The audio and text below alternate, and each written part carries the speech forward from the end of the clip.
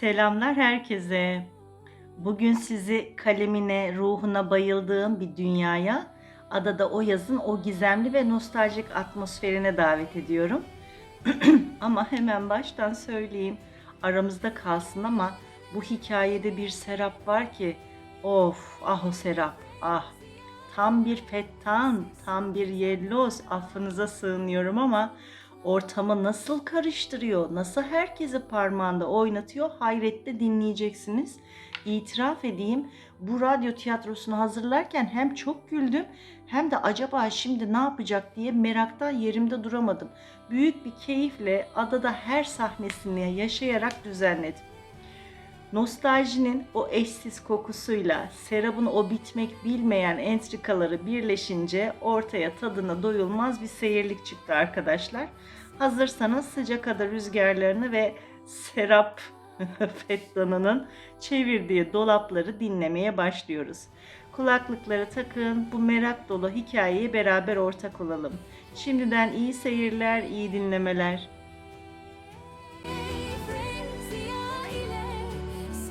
Kitaplara yolculuklar başlıyor.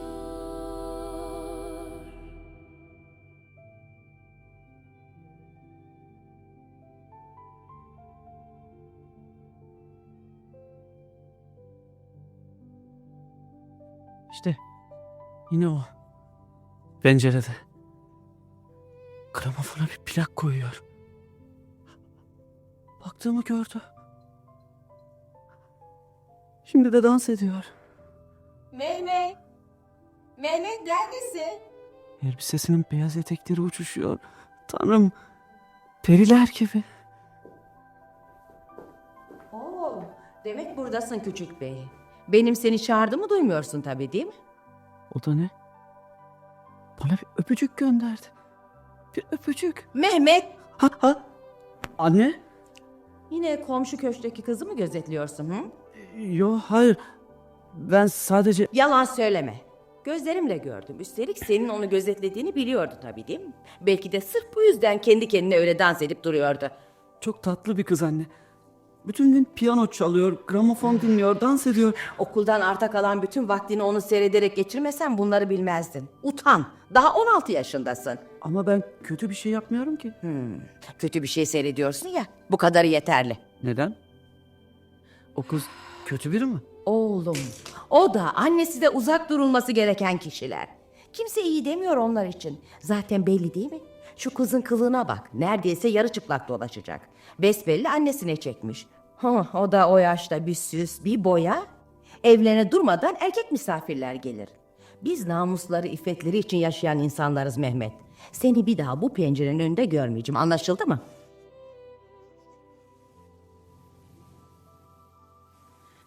Zamanımızda hiç utanma sıkılma kalmamış Cüneyt Bey.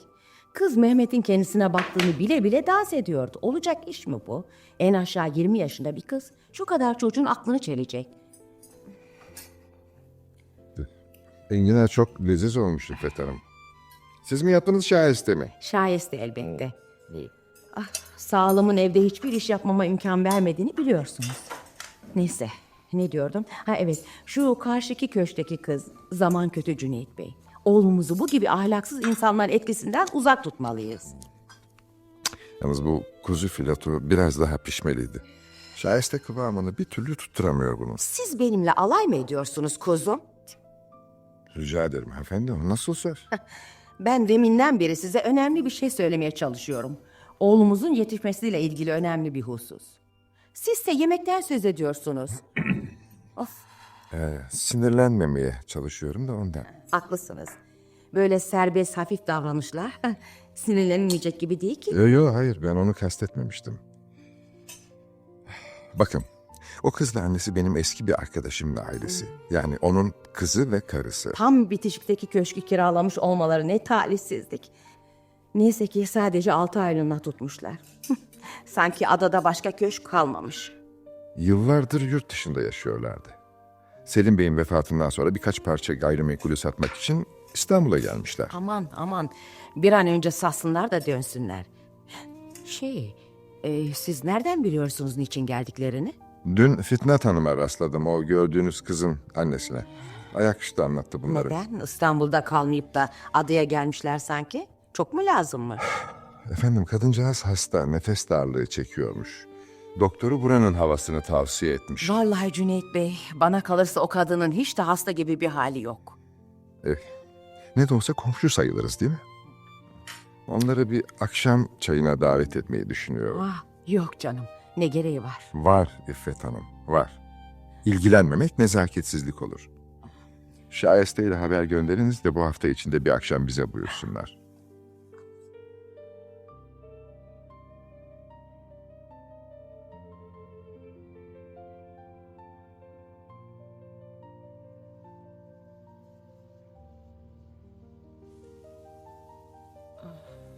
Ah, ne kadar naziksiniz İffet hanımefendi.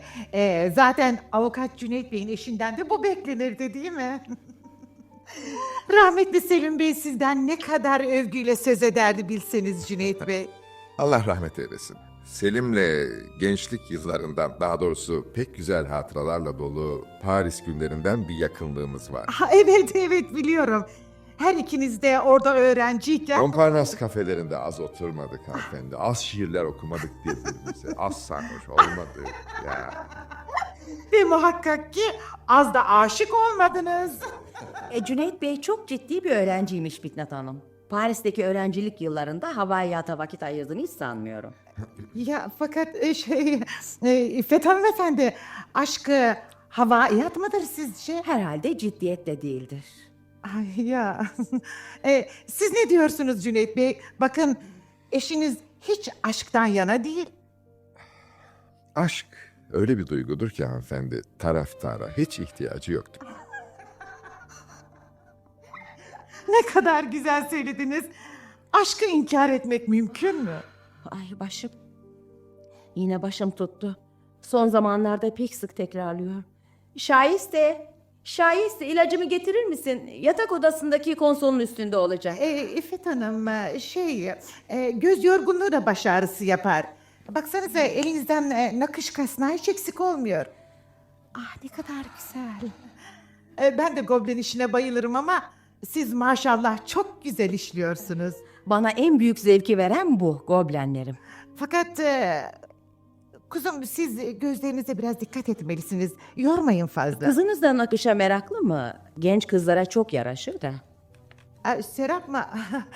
Serap hayatında eline kasnak almadı. Hiç merakı yok. O varsa yoksa müzik, piyano, dans, onlardan hoşlanıyor işte. Yurt dışında uzun yıllar klasik bale dersi aldı. Çok başarılı bir öğrenciydi. Ama burada mümkün değil. Yine dönecek misiniz? Evet. Doğrusu o kadar uzun zamandan beri Viyana'da yaşıyorduk ki buraya bir türlü uyum sağlayamadık. Hadi ben neyse, ama Serap çok sıkılıyor. Oradaki çevresini, arkadaşlarını arıyor. Viyana kafelerini, konserleri, resitalleri. Feyz Hanım, buyurun. İlacınız efendim. Eksik olma şayeste.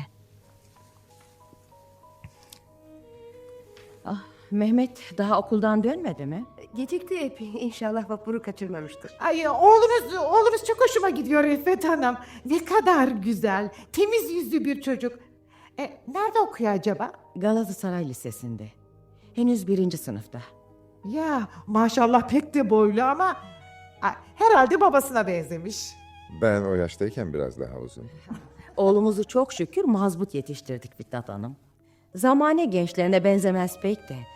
Öyle fazla arkadaşı da yoktur. Okuldan eve, evden okula. Ya hayret, hem de erkek çocuk. Bakın Serap beni hiç dinlemez. Rahmetli babasını da dinlemezdi. Hoş, Selim Bey de kızına karşı fazla yumuşaktı ya. Ama hiç doğru değil hanımefendi. Benim zayıf kaldığım yerde sağ olsun Cüneyt Bey hemen otoritesini kurar. Kızınız kaç yaşında Fitnat Hanım? 21'ini bitirdi. Ha, ben o yaştayken Mehmet'i kucağıma almıştım bile. Ben de. Ama şimdikiler geç evleniyorlar, ne yapalım? Bakın size bir dost tavsiyesinde bulunayım hanımefendi. Baba yok. Siz yumuşak davranıyorsunuz. Zaman kötü. Kızınızı bir an önce baş göz etmeye çalışın. Güzel kız, serbest kız. Kurda kuşa yem olmadan yuvasını bilsin değil mi ya? Ya tabii haklısınız. Uzaktan akrabamız olan bir çocuk var. Ekrem. Sık sık bize gelip gider. Serap'a da bayağı tutkun. Bakalım eğer kısmetse. Bir de Fransızca hocası Monsieur Leblanc var. Tabii yaş olarak o da pek münasip değil ama o da 35'in üzerinde. Ama esprili, kültürlü, zarif bir adam. Sahi bir de doktorumuz var. Karısı geçen yıl vefat etmiş. Adamcağızın gözü Serap'tan başka hiçbir şey görmüyor. Ama o da biraz şişman. O da 30'un üstünde. Peki Serap Hanım talipleri konusunda ne diyor? Ne diyecek, gülüp geçiyor. Hiçbirini ciddiye aldığı yok. Gençleri kendi hallerine bırakmaya gelmez efendim. Şimdi siz annelik otoritenizi kullanıp kızınızı evlendirin. İleride size dua edecektir. Fakat ya mutlu olmazsa? O vakit Fitnat Hanım vicdan azabı çekmez mi? Ama münasip biriyle evlenirse neden mutlu olmasın? Bu bir hesap meselesi, mantık meselesi değildir de ondan hanımefendi. Ben sizleri yalnız bırakayım da iskeleye kadar ineyim şöyle bir ha. Mehmet besbelli ikinci vapura kaldı, onu karşılarım. İyi akşamlar Fitnat hanımefendi, yine bekleriz. Teşekkür ederim, iyi akşamlar. Artık sıra sizde efendim. Bir gece şöyle buyurursunuz. Sazlı sözlü güzel bir alem yapar. Aman efendi inşallah.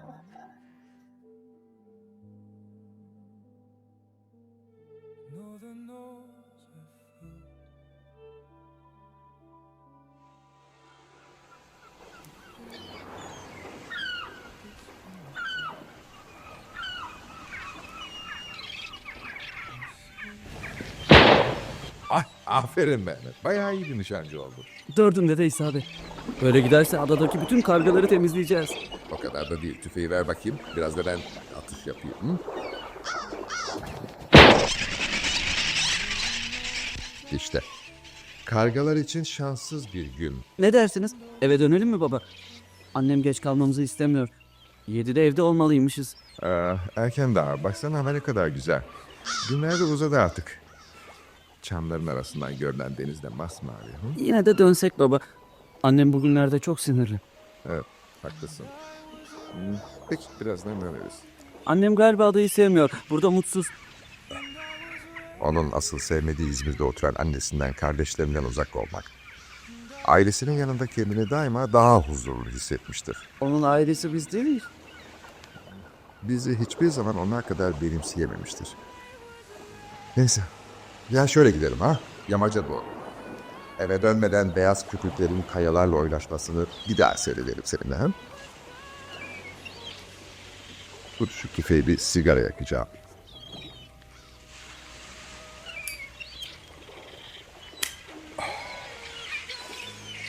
Ah. Aslına bakarsan ben annenin mutlu olduğunu hiç görmedim.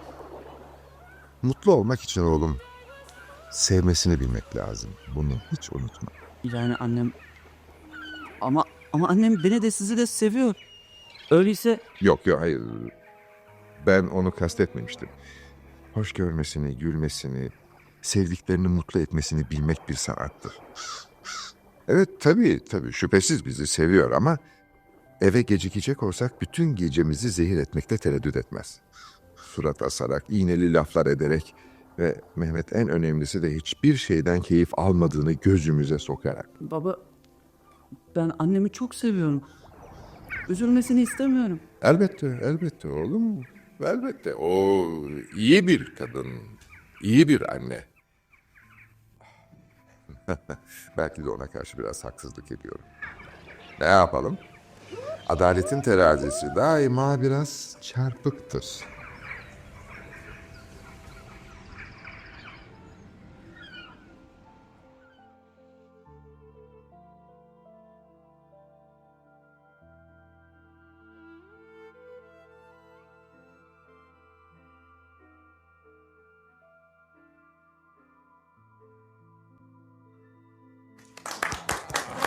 Bravo mademoiselle.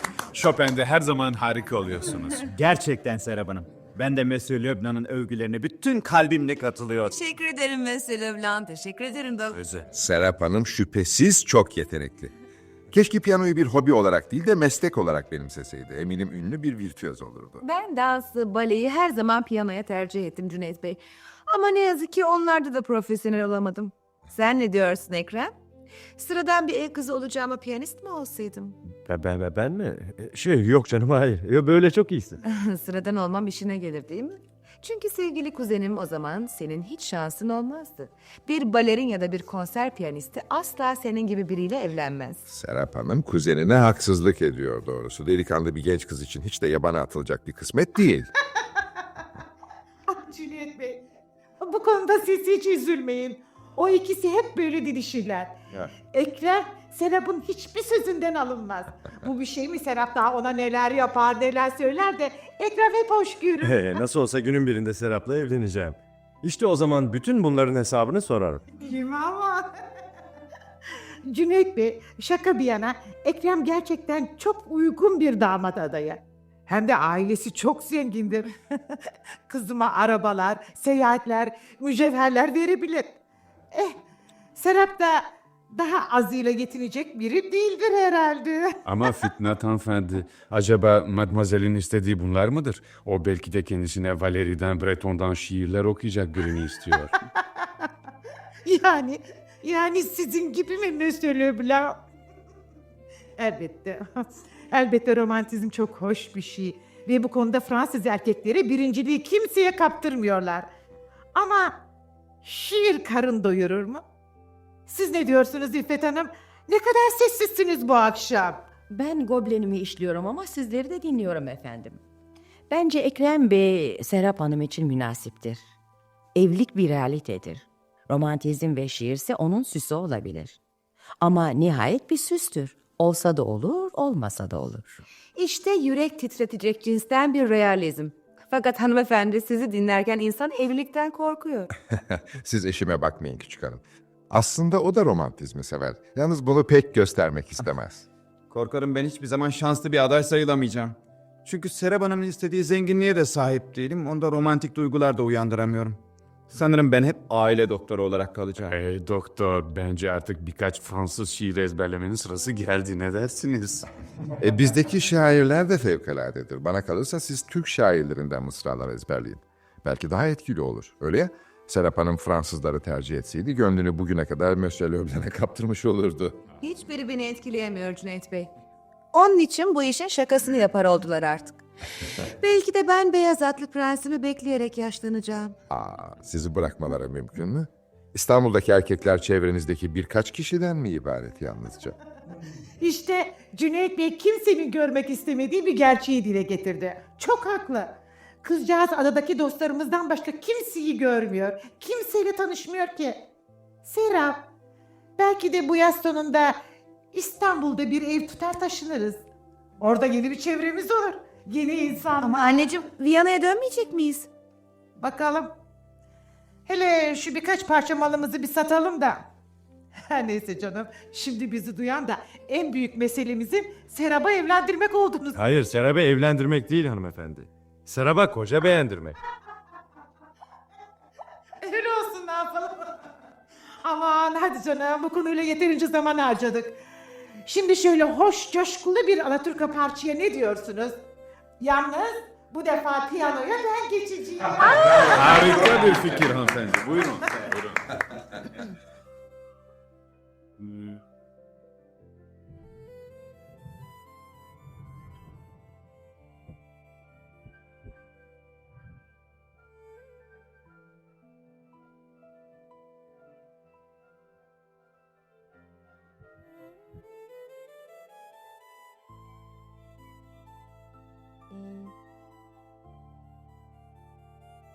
Anlamıyorum doğrusu.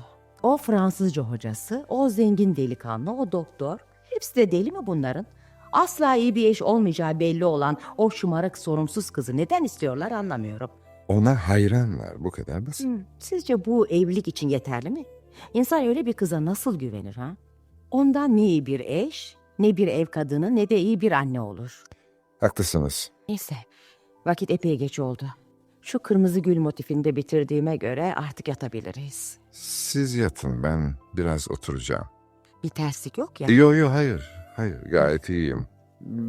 Biraz müzik dinlemek, bir sigara daha içmek istedim sadece. Peki. Hayırlı geceler. Kalkmışken hangi plağı istiyorsanız gramofona koyayım isterseniz. Chopin'den bir konçerto. Hani dün gece Serap Hanım'ın çaldı.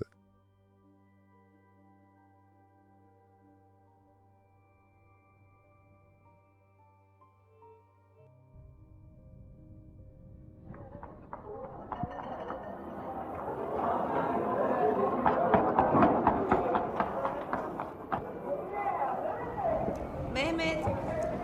Mehmet.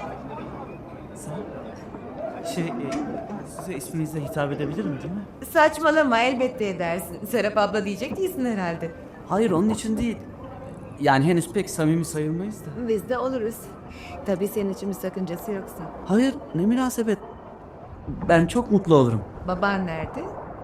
İstanbul'a sabah birlikte iniyor, akşama da birlikte dönüyorsunuz sanıyordum. Her zaman değil. Arada işi uzuyor. O vakit ben yalnız dönüyorum. Benim de evde canım sıkıldı. Annem İstanbul'a inmişti. Bu vapurla dönecekti. İskeleye onu karşılamak için geldim ama vapurdan çıkmadı. Anlaşılan onun da işi uzadı. Sen sonraki vapuru bekleyeceksin herhalde. Seninle burada kalıp biraz konuşmayı çok isterdim ama... Geç kalırsan annen kızar değil mi? Yok, ondan değil de... Hadi. Sen hala anne kuzususun. Bilmiyor muyum sanki? Bak ne diyeceğim. Birlikte yürüyelim eve. Hem sen geç kalmamış olursun hem de biraz laflarız. Ne dersin? Anneni beklemekten vaz mı geçtin? Evet. Zaten sırf vakit geçirmek için gelmiştim. İyi. Yürüyelim öyleyse. Biliyor musun? Okul üniforman, başında kasketin, elinde kocaman çantayla tam bir okul çocuğusun. Bizi görenler beni senin ablan sanır. Yok canım. Hadi itiraf et. Bu kıyafetle çok daha küçük duruyorsun. Bak, istersen çantanı eve bırak. Annene haber ver, bize gidelim. Yok hayır. Gelemem. Çok dersim var. Yalancı. Annem bırakmaz da ondan değil mi? Annem bana karışmaz. Sana karışıyor. Hem de bebekmişsin gibi. Onca baskıya nasıl dayanıyorsun anlamıyorum. Ben olsam patlardım. Baban da belli sert bir adam. Sen ikisinin ortasında. Ay zavallı Mehmet. Annem de babam da beni çok severler. Annem bana çok düşkündür. Onun benim için endişelenmesini istemem. Demek sen de kendini böyle avutuyorsun. İyi, avut bakalım. Çok tek düze, renksiz bir hayatın var Mehmet. Canın çok sıkılıyor olmalı. Hayır hiç sıkılmaz. Evde yapacak o kadar çok şey var ki. Mesela komşu köşkün kızını dans ederken seyretmek gibi. Ha? Neden kızardın? Yalan mı? Ben seni rahatsız ettimse özür dilerim. Ama kızmış gibi değildi. Tabii kızmadım aptal. Aslına bakarsan sen seyrettiğin için öyle uzun uzun dans ediyorum. Çok daha zevkli oluyor. Senin de hoşuna gidiyor değil mi? Evet, çok. Dans ederken tıpkı bir periye benziyorsun. Biliyorsun çok tatlı bir çocuksun. Keşke birkaç yaş daha büyük olsaydın. Keşke. Neyse. Yine de arkadaşlık edebiliriz. Dinle.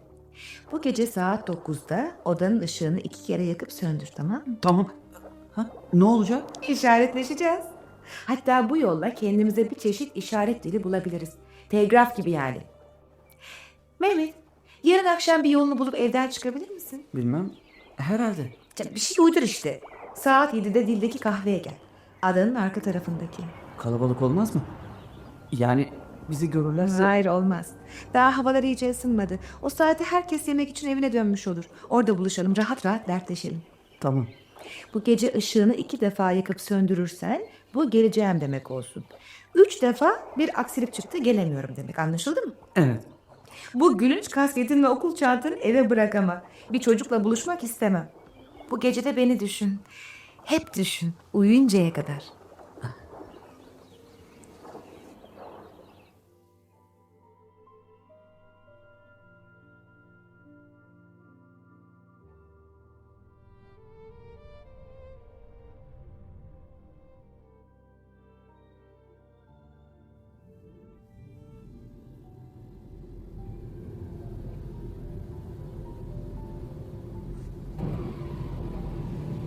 Besbelli üşüdünüz Fitnat Hanım. Esasen güvertede gitmek için vakit hayli erken. İçeri girelim mi? Ay yok, hayır, teşekkür ederim. Deniz üzerinde esen bu rüzgar çok iyi geldi bana. nefesimi açtı. Siz bilirsiniz. O halde izin verin ceketimi vereyim size. Çok teşekkür ederim. Hem çok naziksiniz. Ama emin olun üşümüyorum Cüneyt Bey. Oh, vapurda size rastlamam çok iyi oldu.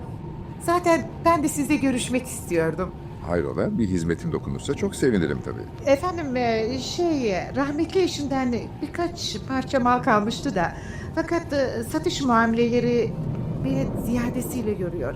Bu konularda o kadar cahilim, o kadar bir şey bilmiyorum ki. Anlıyorum. Bundan böyle bu işte ben meşgul olurum herhalde. Siz çok zahmet olacak.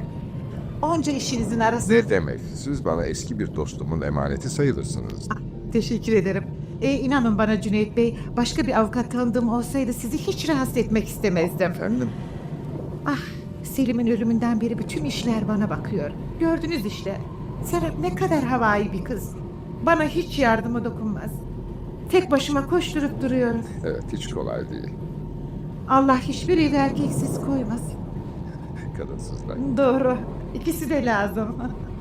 Ha işte iskeleye yaklaşıyoruz. Bakalım belki de Serap beni karşılamaya gelmiştir. Daha doğrusu canı pek sıkıldıysa gezme olsun diye iskeleye inmiştir. Bu ada onun için adeta bir sürgün yeri.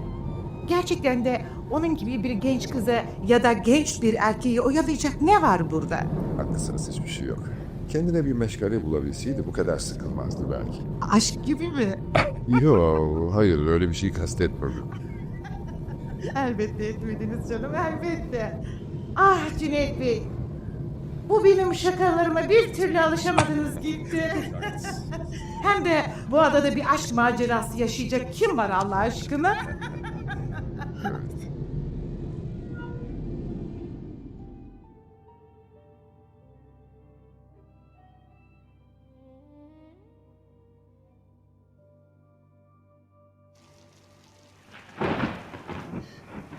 Bütün gün hiç durmadan yağdı. İyi gelmiyor bana. Baş ağrısı yapıyor. İlacını getireyim mi anne? Daha bir saat önce 2 tane birden aldım. Zehirleneceğim neredeyse. Dün akşam adaya dönerken Fitnat Hanım da vapurdaydı. Şu mülk satışı konusunda yardımımı rica etti. Sen komisyoncu değil avukatsın. Uğraşamam deseydin. Yok hayır, ona yardım etmeye söz verdim.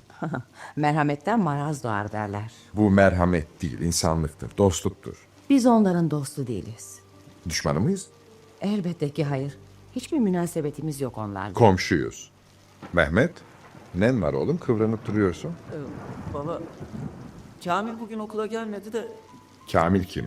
Bediye Hanımların oğlu. Mehmet'le aynı sınıfta. He. Edebiyat öğretmeni merak etti. Bana gidip bakmamı söyledi. Akşam vakti bu yağmurda oraya mı gideceksin? Hemen gelirim anne. Öğretmen ayıp olur. Şayestiye söyleriz o gider. Sana haber getirir. Olmaz, madem öğretmen istemiş. Peki oğlum, hadi hemen git, fazla kalma ama. Sağ ol baba.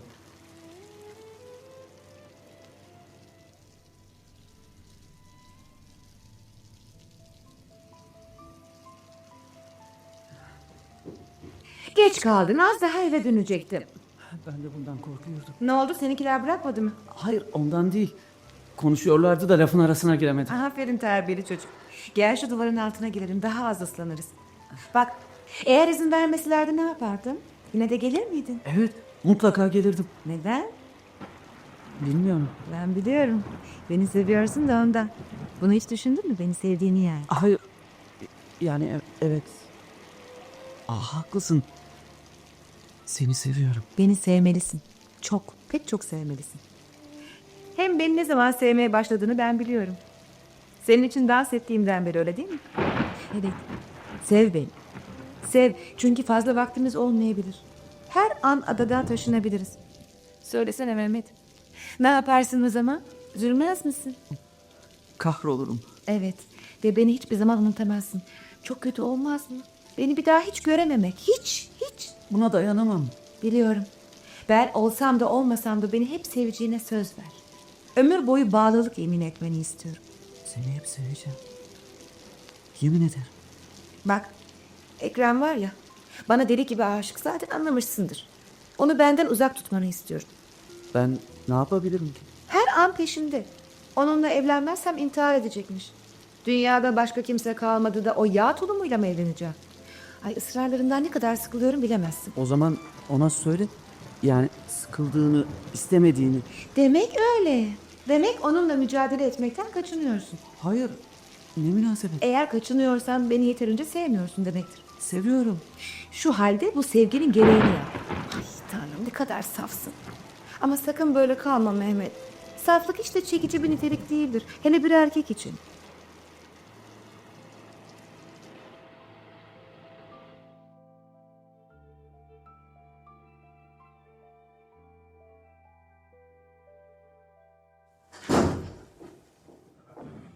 Hoş geldiniz efendim. Şapkanızı alayım. Hoş bulduk Şahiste. Hanım hazırlanıyor mu? Salonda nakışını işliyor efendim. Ya, giyinmedi mi daha? Her zamanki gibi. Pekala, ben bir bakayım.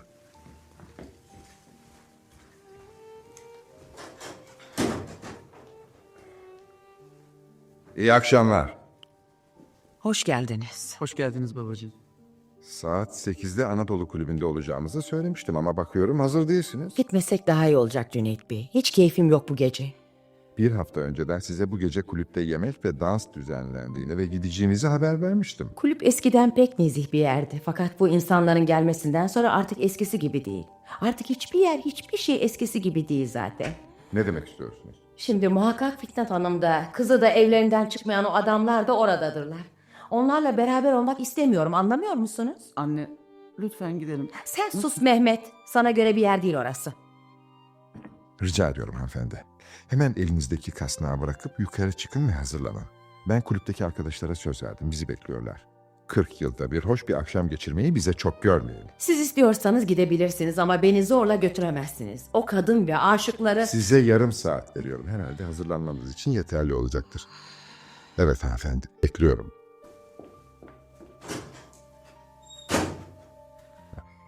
Sen de hazırlan oğlum, birlikte gideceğiz. Çok teşekkür ederim baba. Ne zamandır hep bu danslı yemeği bekliyordum.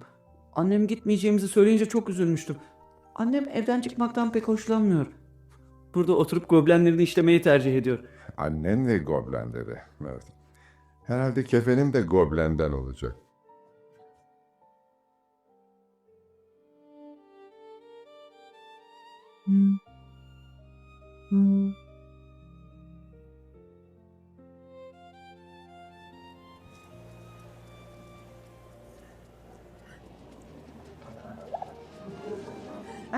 Teşekkür ederim, çok hoş. Eğer bizim masada oturmasaydınız darılacaktım vallahi Cüneyt Bey. Öğlen şunun şurasında ne kadarcık görüşüyoruz ki. Güya komşuyuz. Cüneyt Bey sizi temin ederim.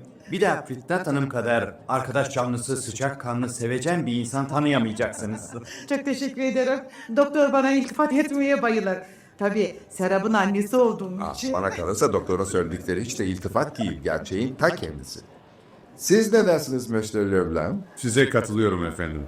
Fitnat Hanım bir sevgi, neşe ve canlılık örneği. Ve şimdi Fitnat hanımefendi benimle bu dansı paylaşacak, öyle değil mi? Nihayet içinizden biri dans müziği çaldığını fark etti. Hepimizden önce davrandınız Cüneyt Bey. Sizi tebrik ederim. Dans davetleri silah çekmeye benzer doktor. Kim önce davranırsa o kazanır. Ay çok hoşsunuz Cüneyt Bey. Memnuniyetle. Buyurun. Umarım beni kırmazsınız İddet Hanım. Bu dansı lütfeder misiniz? Ben başım döner benim. Özür dilerim. Bu defa dönmeyecek. Söz veriyorum. Hem bu durumda doktor olmam bir avantaj sayılabilir. Baş dönmenizi hemen tedavi ederim. Peki ama yalnızca birkaç dakika için olmaz mı? Hemen pazarlığa başladınız bakıyorum. Hele bir kalkalım da. Evet mademoiselle. Böylece siz de Mehmet'le bana kaldınız. Yaşım dolayısıyla ilk önce benimle dans etmeniz gerekir. Hadi bakalım. Sizinle dans etmekten oldum orası hoşlanırım Monsieur Leblanc. Mademoiselle. Ne kadar ustasınız dansta Cüneyt Bey. Acaba diyorum cinsi latif gönüllerini çalmakta da aynı derecede başarılı mısınız? O konuda ne bir iddiam ne de bir tecrübem vardır Fitnat hanımefendi. Eğer öyle yanlış bir intiba verdiysen çok üzülürüm doğrusu. Aman avukatımız da pek de alınganmış canım. Şaka yapıyordum elbette. Ama doğru. Siz benim şakalarıma alışık değilsiniz.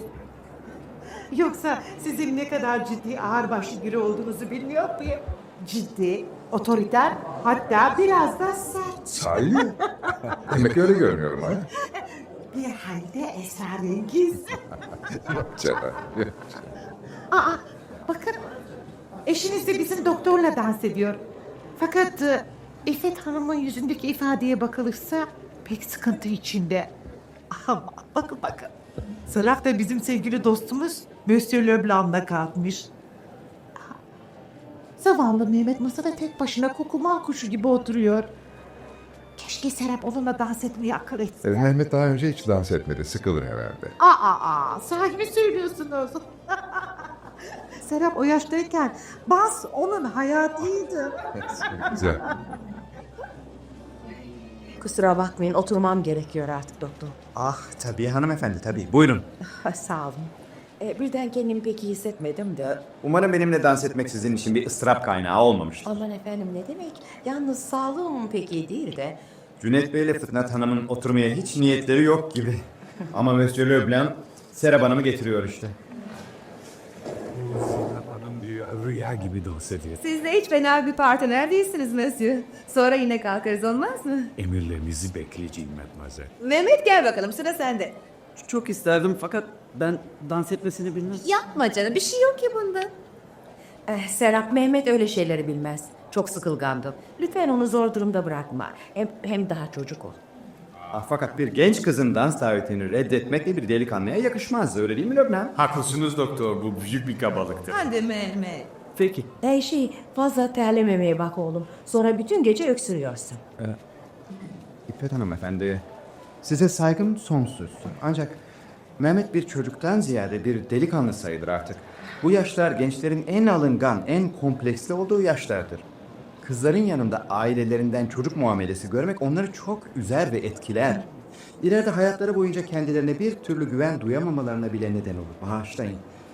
Ancak bir aile doktoru olarak bu uyarıyı yapmayı görev saydım. Ben de bir eğitimci olarak doktora katılıyorum. Doktor, kaç çocuk yetiştirdiniz? Ah, hiç efendim. Ya siz Monsieur Leblanc? Ben de madem yaşım neredeyse 40'a giriyor ama hala bekliyorum. Söylemek istiyorum. Bizzat çocuk sahibi olup onun sorumluluğunu üstlenmek başka şeydir. Çocuk eğitimi konusunda ahkam kesmek başka şeydir. Ne bir doktor ne de bir öğretmen bir annenin sezgi ve anlayışına sahip olabilir.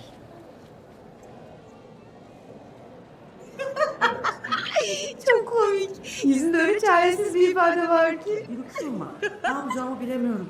Sınıfta cezaya kalkmış gibisin. Sana söyledim, dans etmesini bilmiyorum. Belime sarılsın.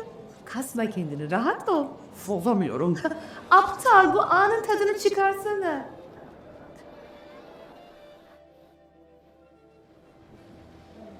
Ne oldu? Niye durdun öyle? Bunu dünyada beceremem.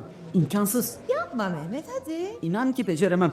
Lütfen. Kaste size ben eşlik edeceğim. Oğlunuzun hayatını kurtardınız. Sen masaya dönebilirsin Mehmet. Bir dakika Mehmet. Saçıma iliştirdiğim şu çiçeği al, yakana tak. Buraya gelirken bir Yasemin ağacından koparmıştım. Teşekkür ederim. Gelin Serap Hanım. Cüneyt Bey.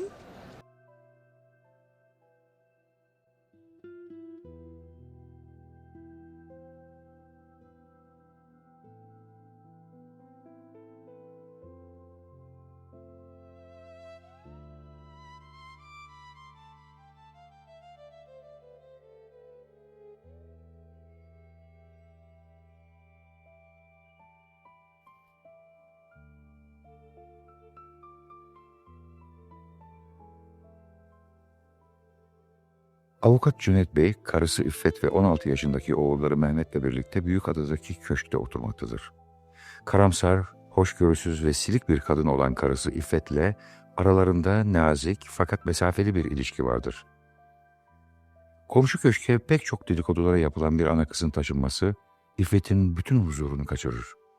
Bu yeni komşular, çok canlı, dul bir hanım olan Fitnat'la onun 20 yaşlarındaki olağanüstü güzellikteki kızı Serap'tır. Fettan bir kız olan Serap, çok kısa zamanda çocukluktan erginlik çağına geçmekte olan Mehmet'i kendine aşık etmeyi başarır. Evlerine sık sık gelip giden doktor, Fransızca öğretmeni Monsieur Leblanc ve uzak bir akraba çocuğu olan Ekrem de Serap'a tutkundur ve her üçü de onunla evlenmeyi hayal etmektedir. Serap, Hepsinin gözünde ulaşılması güç bir düştür ama özellikle Mehmet için aşkın simgesidir.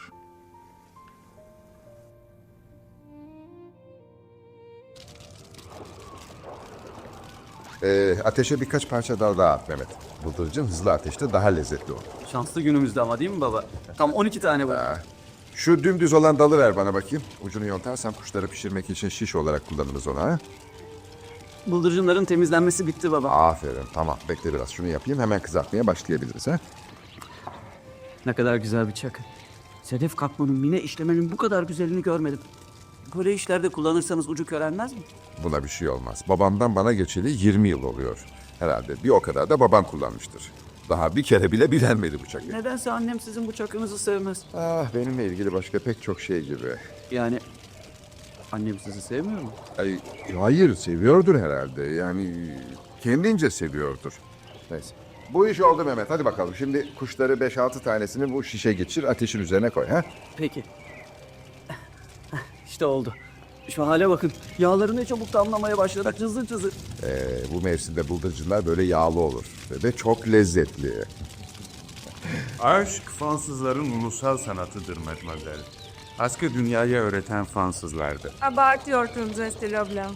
Aşk her zaman her yerde aşktır. Aşık Türkçeniyle aşık bir Fransızları Alman arasında bir fark olacaksan. Ha? Şu gelenler Monsieur Leblanc'la Serap Hanım değil mi? Evet onlar. Dostlarımız da burada demek. Ben de bu nefis koku nereden geliyor diyordum. Bıldırcın ziyafeti ha? Üstelik hepimize yetecek kadar var. Bıldırcın çok ama bu dallar çabuk geçiyor. Ateşi canlı tutmak için daha efi toplamak lazım. O halde Monsieur Leblanc'la siz ateşin başında kalın. Biz Mehmet'le biraz daha dal toplayıp getirelim. Tamam Serap Hanım, hadi. Kuşları sen mi vurdun babaanne? İkimiz de. Hayır. Senin yaşındaki çocuğun eline çiçek veriyorlar demek. Ne o? Niye surat asıyorsun? Benimle yürümekten memnun değil misin? Monsieur Leblanc'la kol kola yürüyor. Kıskandın ha? Neden o adamın koluna girmiştin? Söylesene. Düşmemek için tabii. Ayağımdaki yüksek ölçülü ayakkabıları görmüyor musun? Bunlarla kırda bayırda yürümek hiç kolay değil. Ayağımın burkulmaması için ben de koluna girdim. Seni ona karşı korumamı ister misin? İlahi Mehmet, o koskoca bir adam. Sen ona karşı ne yapabilirsin ki? Hem Leblanc'ın bana iltifat etmesinden, hayranlığını anlatmasından hoşlanıyorum. O kadar güzel Fransızca şiirler okuyor ki. Sen sadece Ekrem'e düşman ol, anlaşıldı mı? Düşman mı olayım? Evet tabii. Ben kimseye düşman olamam. Ona olacaksın. Çünkü ben öyle istiyorum, anlaşıldı mı? Fakat Ne fakatı?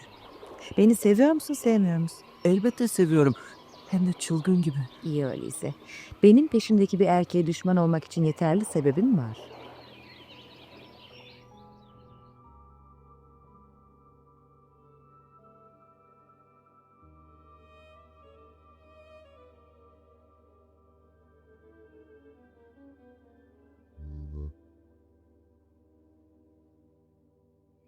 Geçen gün aranızda piknik yapıp çimenlerin üzerinde kendinize bıldırcın ziyafeti çektiğiniz bütün adanın dilinde. Şahiste bu sabah nereye gitse hep bundan söz edildiğini duymuş. Bakkalından kasabına, terzisinden faytoncusuna kadar. Hayret, demek insanlar çimenlerin üzerinde oturup bıldırcın yemeği çok garip buluyorlar.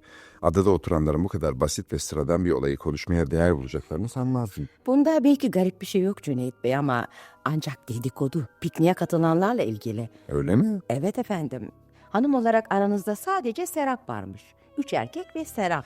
Katılacağınızı bilseydim derhal Mehmet'i gönderir, sizi de çağırır. Asla katılmazdım. Biliyorum, ben de o yüzden çağırmadım. Yazık, pek zevkli bir yemekti doğrusu. Sizler için bir şey demiyorum, erkeksiniz. Fakat bu kız böyle söylentilerin iffetine gölge düşüreceğini, evlenmesini güçleştireceğini hiç düşünmüyor mu? 3 erkeğin ortasında piknik yapmanın uygunsuz düştüğünün farkında değil mi? Yazık, yazık. Böyleleri asla namuslarıyla evlenip bir yuva kuramazlar. Ya annesi? Kızına engel olmak için hiçbir şey yapmıyor. Hatta neredeyse kızının fettanlığıyla, hafifliğiyle övünüyor. Serap Hanım'a böylesine düşündüğünüz için çok ince, çok yüce ruhlusunuz. Fakat bence kendinizi boşuna üzüyorsunuz. Serap Hanım er geç etrafındaki hayranlarından biriyle evlenecek. Kuzum, siz o adamların onunla gerçekten evlenmek istediklerine inanıyor musunuz? Evet, siz inanmıyor musunuz? Tabii ki hayır. Bütün istedikleri ondan yararlanmak. Kızın bakışlarında adeta al beni yazıyor. Hem de hepsine karşı. Ben yine de Serap Hanım'a evlilikten yana şanslıyım. Öyleleriyle gönül eğlendirilir. Kızım bu iş için pek hoş, pek cazip olduğunu kabul ediyorum. Ama evlenmeye gelince zaten belli değil mi? 20'sini geçmiş hala oturuyor. Neyse hanımefendi, bu işin tasası bize düşmez. Benim sizden bir ricam var. Cumartesi akşamı yeni dostlarımızı evimize davet edelim diyorum. Yanılmıyorsam Serap'la annesini kastediyorsun. Ayrıca Monsieur Leblanc'ı, Ekrem'i ve doktoru da. Neden? Onlarla ne ilgimiz var bizim? İffet hanımefendi, ıssız bir adada yaşamıyoruz. İnsanlarla bir arada olmanın, sohbet etmenin, gülüp söylemenin de bir zevki vardır değil mi? Eskiden sadece aptalların yalnız kalmaktan sıkıldığını söylerdiniz. Ara sıra yalnız kalmak güzel bir şeydir. Ama tecrid edilmiş olarak yaşamanın hiç hoş tarafı yok.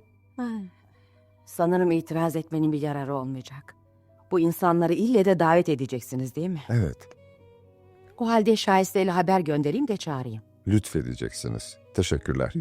Mehmet yok mu? Hayır, arkadaşıma gidiyorum dedi çıktı. Artık onu bile kontrol edemez oldum zaten. Kontrol. Ve siz insanları kontrol edemezseniz çok rahatsız olursunuz, öyle değil mi?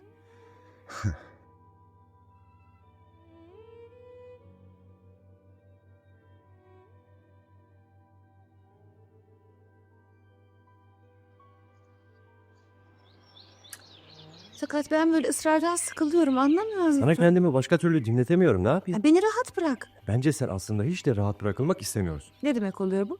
Numara mı yapıyorum yani? Şuna bakın. Taflanların arasından atlayan bir kedi gibi. Tam zamanında geldin Mehmet.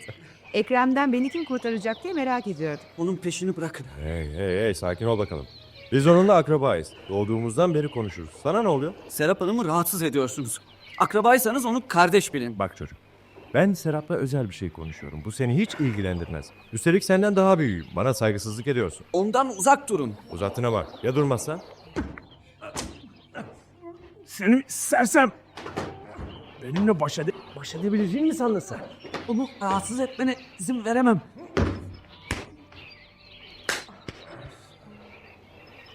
İstersen seni gebertirdim. Ama bu ders şimdilik sana yeter. Mendilini çıkar da şu yüzünü sil budala. Kan içindesin. Gerçekten de yüzüm kan içinde. Ama seni bir daha rahatsız etmez. Ah, ama da güçlüymüş. Hey, dur Serap. Nereye gidiyorsun? Yenilenleri sevmem. Serap dur, dinle beni. Serap.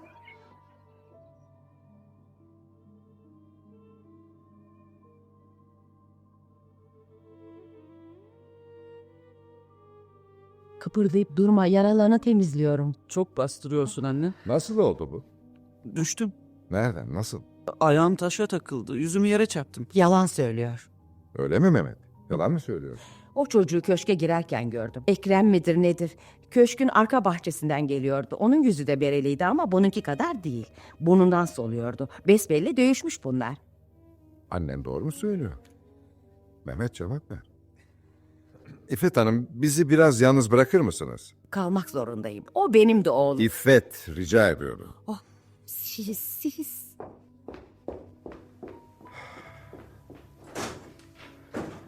Şimdi bana doğruyu söyle Mehmet. Ekrem'le dövüştün mü? Evet. Serap Hanım için mi? Serap Hanım'ı rahatsız ediyordu.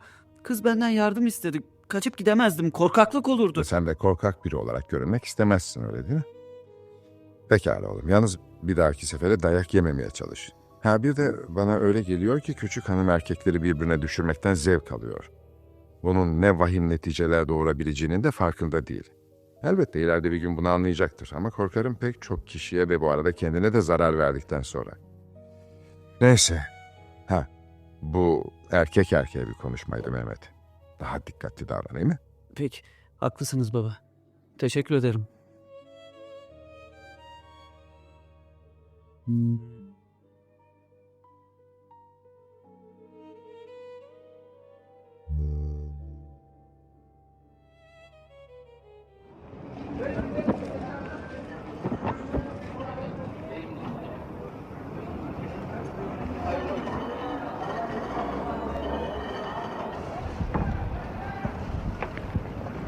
Ya, şaşırdın? Evet, iskeleye seni karşılamaya indim. Yalnız senin için geldim. Memnun olmadın? Aa, şuna bakın. Bir de başını çevirip yürüyor.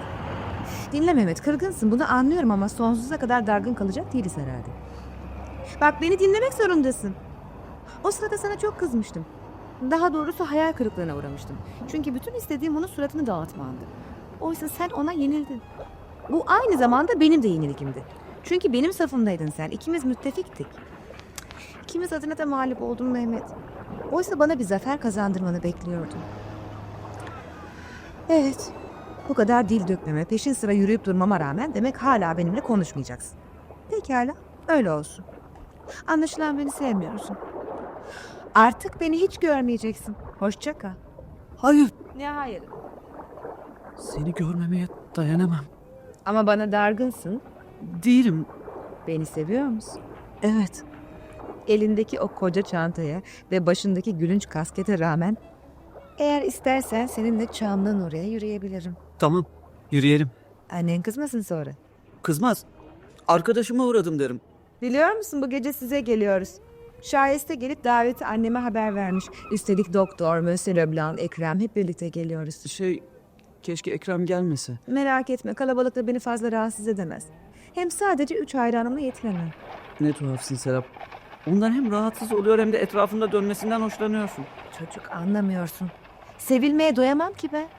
Sevilmediğimi, hayran olunmadığımı hissettiğim an hayatıma son verebilirim. Fakat bu çok saçma. Ben güzel sözlerle, iltifatlarla, hayran bakışlarla yaşayabilirim ancak. Yani sen erkeklerin sana aşık olması için mi yaşıyorsun? Evet. Bunu anlaması bu kadar güç mü? Ben pek anlayamıyorum. Bak sana anlatmaya çalışayım. Çiçeklerin nasıl suya, havaya ihtiyacı varsa kadınların da güzel sözlere, iltifatlara, sevilmeye ihtiyacı vardır. Hatta ıstırap ifadelerini. Nasıl yani? Yani bir erkeğin onun yüzünden ıstırap çekmesi bir kadını mutlu eder. Olur mu öyle şey? Ha tabii olur budala. Dünyada hiçbir şey beni önümde diz çökmüş bir erkek kadar mutlu edemez. Çok garip. Hiç değil. Aslında kadınların çoğu bunu ister. Ama sen kadın değilsin. Ya neyim peki? Sen tertemizsin. Saf, beyaz bir çiçeksin belki. Dokunulmaması gereken bambaşka bir varlıksın. Belki bir peri. Yarı gerçek, yarı düş.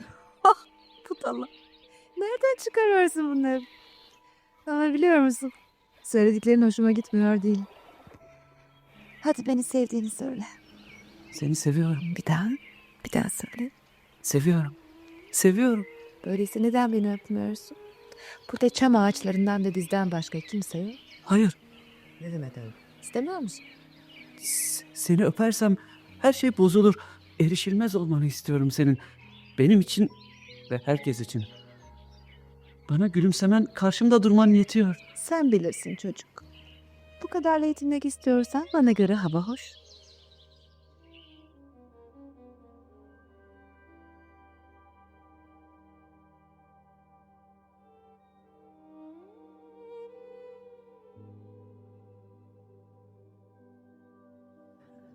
Ben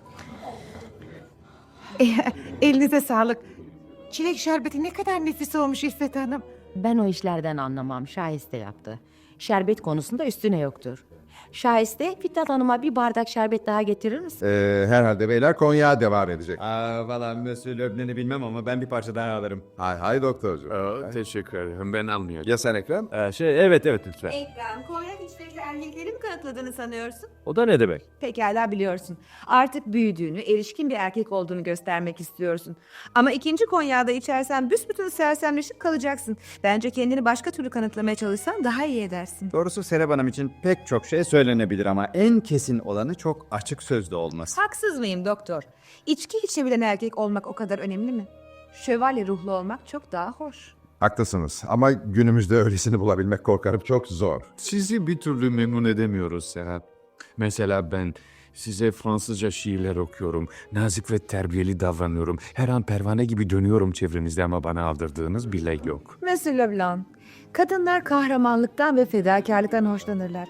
Siz ki tecrübeli bir erkeksiniz, bunu bilmiyor musunuz? Mademoiselle, beyaz atlı prensesler, prensler çağı masallarda kaldı. Ya da orta çağın kül rengi surlarının gerisinde. Öyle erkekler her zaman, her devirde vardır. Peki öyle olduğumuzu göstermek için ne yapmak gerekiyor? Hele sen Ekrem, hele sen. Bütün bunlardan ne kadar uzaksın. Bence Mehmet ileride öyle bir şövalye olacak. O özellik yalnız onda var.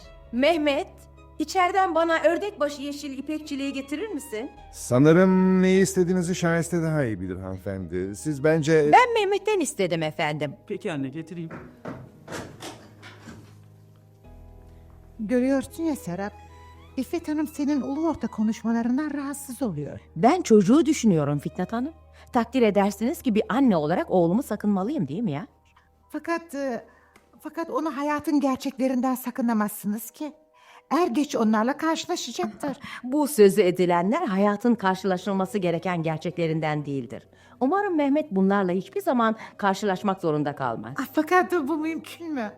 Mehmet yarın öbür gün genç bir erkek olarak elbette sevecek. Birine gönül verecek. Aşk ve kadın nedir tanıyacak. Onun zamanı gelince mazut bir aile kızı ile nişanlanmasını, mesut ve sakin bir evlilik yapmasını arzu etmekteyim. Ne kadar yazık. Hayatın fırtınalarını yaşamadan mı? İnanınız hanımefendi, ileri yaşlarda insan ancak bu fırtınaların tatlı hayalleri kalıyor, hatırlanacak. Hayret Monsieur Leblanc, siz ki bir eğitimcisiniz. Ama aynı zamanda duygusal bir insan ve sevmesini bilen bir erkeğim. Korkarım Leblanc bu konuda eşimi asla ikna edemeyeceksiniz. Eminim o Mehmet'in karısının da goblen işlemesini isteyecektir. Fakat çocuklarımızın kendi hayatımızın bir tekrarını yaşamalarını istemeye hakkımız var mı? Bırakınız artık bu tartışmaları. Benim inandığım tek bir şey var. Aşk güzeldir, hayatsa kısa.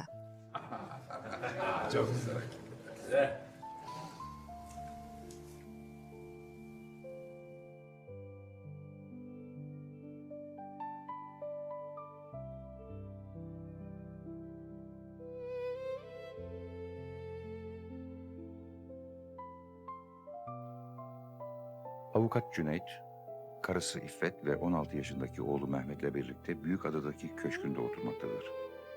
Karamsar, hoşgörüsüz ve soğuk bir kadın olan karısıyla aralarında nazik fakat mesafeli bir ilişki vardır.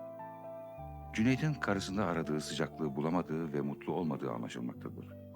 İffet, çocukluktan erişkinliğe geçmekte olan Mehmet üzerinde aşırı bir baskı uygulamakta, onun artık bir delikanlı olduğunu kabul etmemektedir. Komşu köşke serbest bir kadın olarak tanınan Fitnat Hanım'la olağanüstü güzel kızı Serap'ın taşınması İffet'in huzurunu kaçırır. Mehmet kısa zamanda kendinden yaşça büyük ve çok fettan olan Serap'a tutulur. Serap ise çevresindeki erkeklerin başını döndürmekten çok mutludur ve Mehmet'i kıskandırarak kuzeni Ekrem'le dövüşmesini sağlar. Mehmet'in gözünde Serap saf ve temiz bir aşkın simgesi, asla ulaşılmayacak yarı kutsal bir varlıktır. Serap'ın inandığı çok sade, çok da çarpıcı bir düstur vardır. Aşk güzeldir, hayat kısa.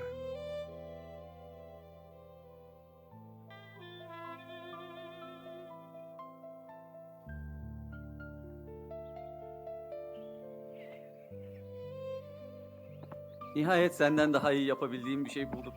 At binmekte senden daha ustayım. Evet ama acemiliğimi atana kadar bekle. Bir süre daha çalışırsam iyi bir binici olabilirim. O kadar kolay değildir. Ben 2 yıldır biniyorum, hala usta sayılmam. Doğrusunu istersen Mehmet, benim de ustalaşmak için yeterli vaktim olduğunu sanmıyorum. Ne demek o? Satacaklarımızı sattık. Artık fazla kalmayız buralarda. Yakında Viyana'ya döneriz. Gidecek misiniz? Bilmiyor muydun? Biliyordum ama zamanın bu kadar daraldığını fark etmemiştim. Peki ben ne olacağım sen gidince? Ne bileyim ben, her zamanki gibi okula gideceksin. Vapurda babanla beraber olacaksın. Akşamları evde annen goblenlerini işlerken sen de üst kattaki odanda ders çalışacaksın. Arkadaşlarınla görüşeceksin. Yeter! Ne bağırıyorsun? Beni bırakıp gitmemelisin. Evet. Çok tatlısın ama ben sana hiç ümit vermedim ki. Zaten yaşın çok küçük. Liseyi bitirmene bile 3 yıl var. Şimdi sen gideceksin ve ben seni bir daha görmeyeceğim, öyle mi? Belli olmaz. Belki günün birinde... Bak, baban da at biniyor. Ne güzel, ne dik oturuyor atın üstünde. Dizginleri tutuşu bile usta olduğunu gösteriyor. Evet, babam çok iyi bir binicidir. Neden bizim yanımıza gelmiyor? Acemilerle at binsin de ne yapsın? Hem rahat konuşmamızı istiyor herhalde. Babam çok anlayışlıdır. Evet. Anneni düşünürsek çok da tahammüllü. Ama biz ikimizden konuşuyorduk. Konuşacak fazla bir şey yok. Seni hep çok tatlı bir çocuk olarak hatırlayacağım. Hepsi o kadar mı? Mektuplaşırız. Hatta arada görüşürüz de. Bir yolunu buluruz. Ben Viyana'ya döndükten sonra evlenmek niyetindeyim Mehmet. Orada pek çok Türk var. Beni üzmek için söylüyorsun. Gerçeği söylüyorum ama seni üzmek istediğimde doğru. Bir yerde okumuştum. Erkekler kendilerine ıstırap çektiren kadınları severler.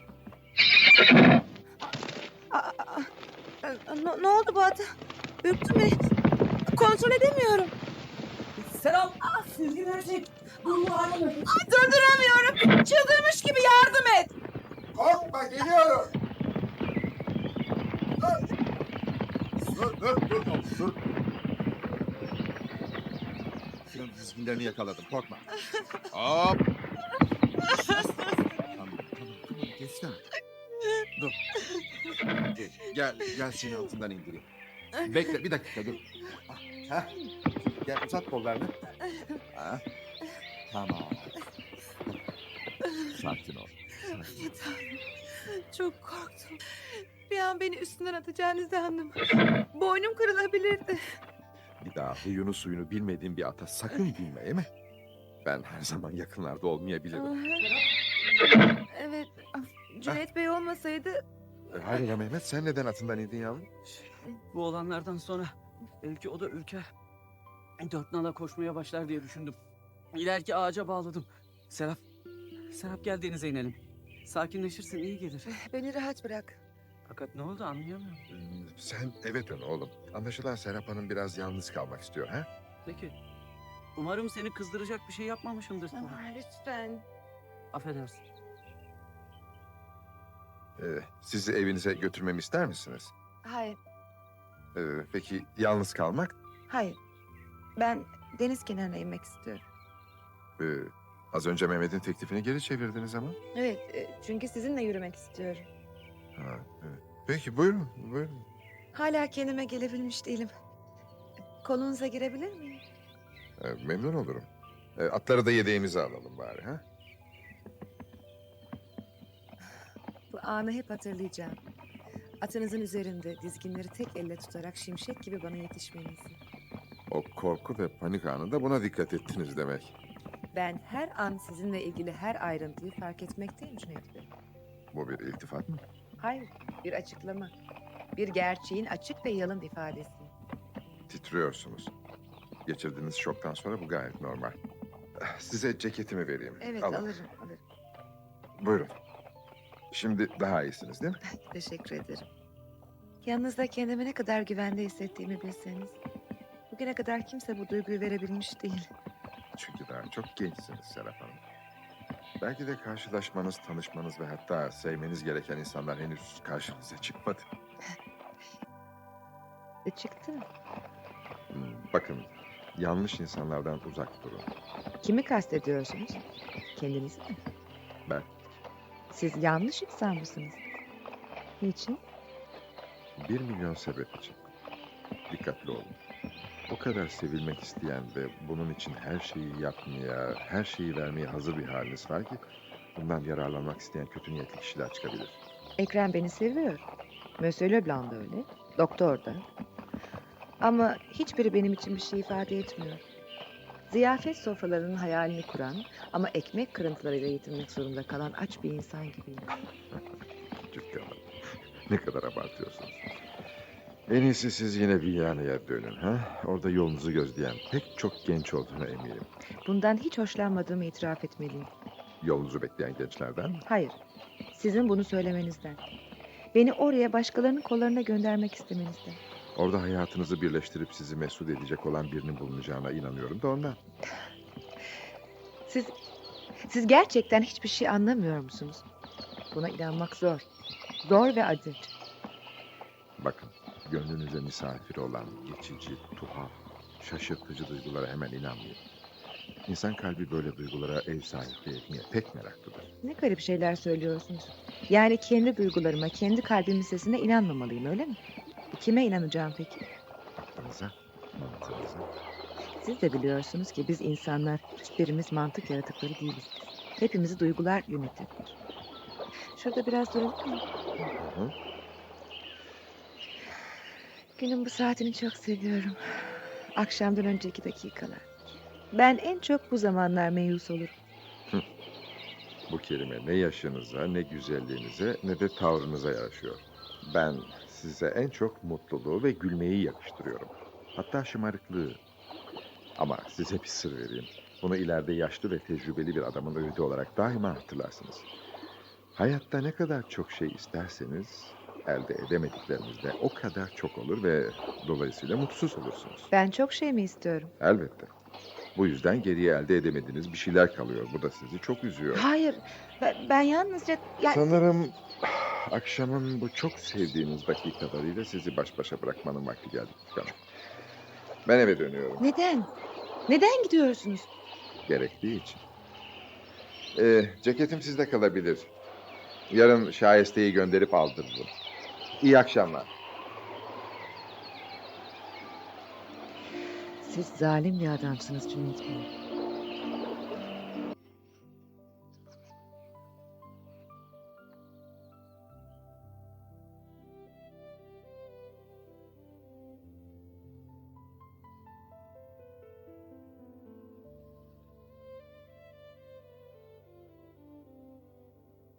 İzin verin ceketinizi tutayım beyefendi. Sağ ol, sağ ol.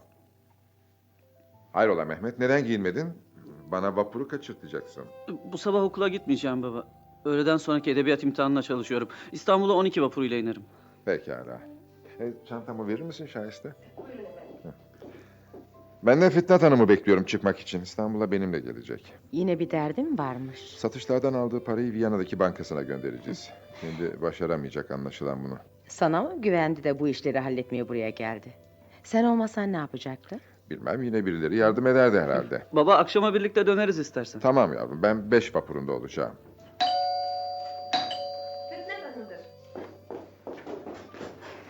Günaydın Şayeste. Cüneyt Bey hazır mı? Hazır da biz annenizi bekliyorduk. Serap Hanım. Buyurun, hoş geldiniz. Anneniz gelmiyor mu?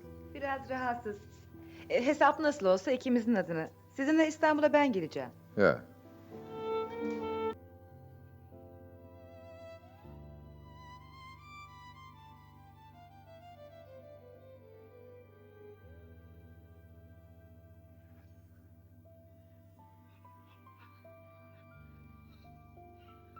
Böylece bu işte halloldu.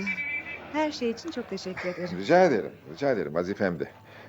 Sizi iskeleye mi götüreyim yoksa bırakmamı istediğiniz bir yer var mı? Evet var. Ne tarafta? Yürüyerek gidebiliriz. Buraya yakın şu yokuşa ineceğiz. Hay, tabii, buyurun. İstanbul'daki bir hayranım. Laf aramızda galiba aradığım pek çok şeyi onda bulacağım. İnşallah. Bu kadar insan arasında gönlünüze göre birinin olmaması zaten mümkün değil. Biliyor musunuz çok yakışıklı. Hmm. Genç de. Henüz 27 falan. Zengin bir ailenin oğlu. Viyana'da okurken tanışmıştık. Pek münasip görünüyor. Evet. Onu daha önce neden bu kadar ihmal ettim? Hatta yok saydım anlayamıyorum. Gördünüz mü? Mantığınızın sesini dinleyince böyle birinin varlığını hatırladınız. Haklıymışsınız. Beni o kadar seviyor ki. Siz de zaten sevilmeyi seviyorsunuz. Sevilmemeye hiç tahammülünüz yok. Evet. Hele onun gibi biri tarafından sevilmek. Bütün kızlar ona aşık. Fakat gözü benden başkasını görmüyor. Bu gayet normal. İnşallah evlenir ve mesul olursun. İnşallah. Düğünü belki Viyana'da yaparız ya da bilemiyorum kim bilir. Kim bilir belki de burada. Hemen. Öyle ya bekleyecek ne var değil mi? Bilmiyorum. Delikanlının işi nerede bulunması gerektiriyorsa Kuzum sahiden sevindiniz mi? elbette. Ben sizin mesul olmanızı çok istiyorum Serap Hanım. Ve siz de buna giden yolu yakalamış durumdasınız değil mi? Durur musunuz biraz? Ne oldu? Şu pastaneye girip biraz oturalım mı? Başım döndü de. Tabii. Gelin buyurun. Gelin. Şurası iyi mi? Tabii. Buyurun. Buyurun oturun. Garson bakar mısınız? Ne arzu edersiniz Serap Hanım? Çay lütfen. Evladım bize 2 çay getir. Hay Allah. Oysa ne kadar iyi görünüyorsunuz. Ne oldu böyle birdenbire? Hı? Siz beni deli edeceksiniz. Yanlış bir şey mi yaptım yani? Bir şey mi söyledim? Evet. Hem de baştan sona yanlış. Bana gülmenizden öyle korkuyorum ki. Bakın. Ben yalan söyledim. Öyle biri yok. Peki öyleyse biz şimdi nereye gidiyorduk? Hiçbir yere. Yanınızdan ayrılmak istemediğim için uydurdum. Böyle bir şey söylemenize gerek yoktu ki. Doğrudan doğruya benimle bir yerde bir çay içmek istediğinizi söyleyebilirdiniz. Ya da benim yazıhaneme gelebilirdiniz. Teklif sizden gelsin istedim. Hem sizi biraz kıskandırmak. Hayır. Biraz değil. Çılgın gibi. Ölesiye kıskandırmak. Fakat kıskanmıyorsunuz. Hiç kıskanmıyorsunuz. Ve bana azap veriyorsunuz. Sizi kıskanmayarak mı? Kıskanmayarak, sevmeyerek, aldırmayarak. Bana sıradan bir komşu kızı gibi davranarak. Yavaş olun biraz. Bizi duyacaklar. Umurumda bile değil. Fakat benim umurumda. Lütfen benim farkıma varın artık. Teşekkür ederim. Sağ olun garson bey. Evet, çaylarınız geldi. Neden içmiyorsunuz? Artık yeter. Lütfen. İnanın dayanamıyorum. Uzun yıllardan beri evli olan, yaşlı ve mesuliyetlerini bilen bir adamım. İşte size ancak bu kadarını söyleyebilirim. Başka bir şey değil. Beni güzel buluyorsanız nasıl bu kadar kayıtsız kalabiliyorsunuz? Hem ben özelliği sadece güzellik olan biri miyim? Hepsi bu mu yani? Yok, hayır. Siz büyüleyici bir kızsınız. Yetenekli, ince ruhlu, iyi yetişmiş. Öyleyse neden sizi büyüleyemiyorum?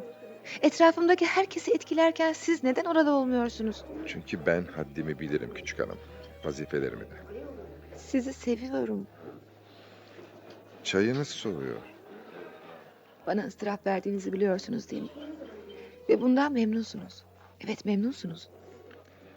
Söyledikleriniz gerçeklerden ne kadar uzak. Beni sevdiğiniz falan yok.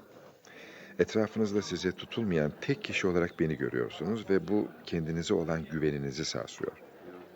Oysa siz herkesin, yaşlı, genç, çocuk, bütün erkeklerin size çılgınca aşık olmasını, önünüzde diz çökmesini istiyorsunuz.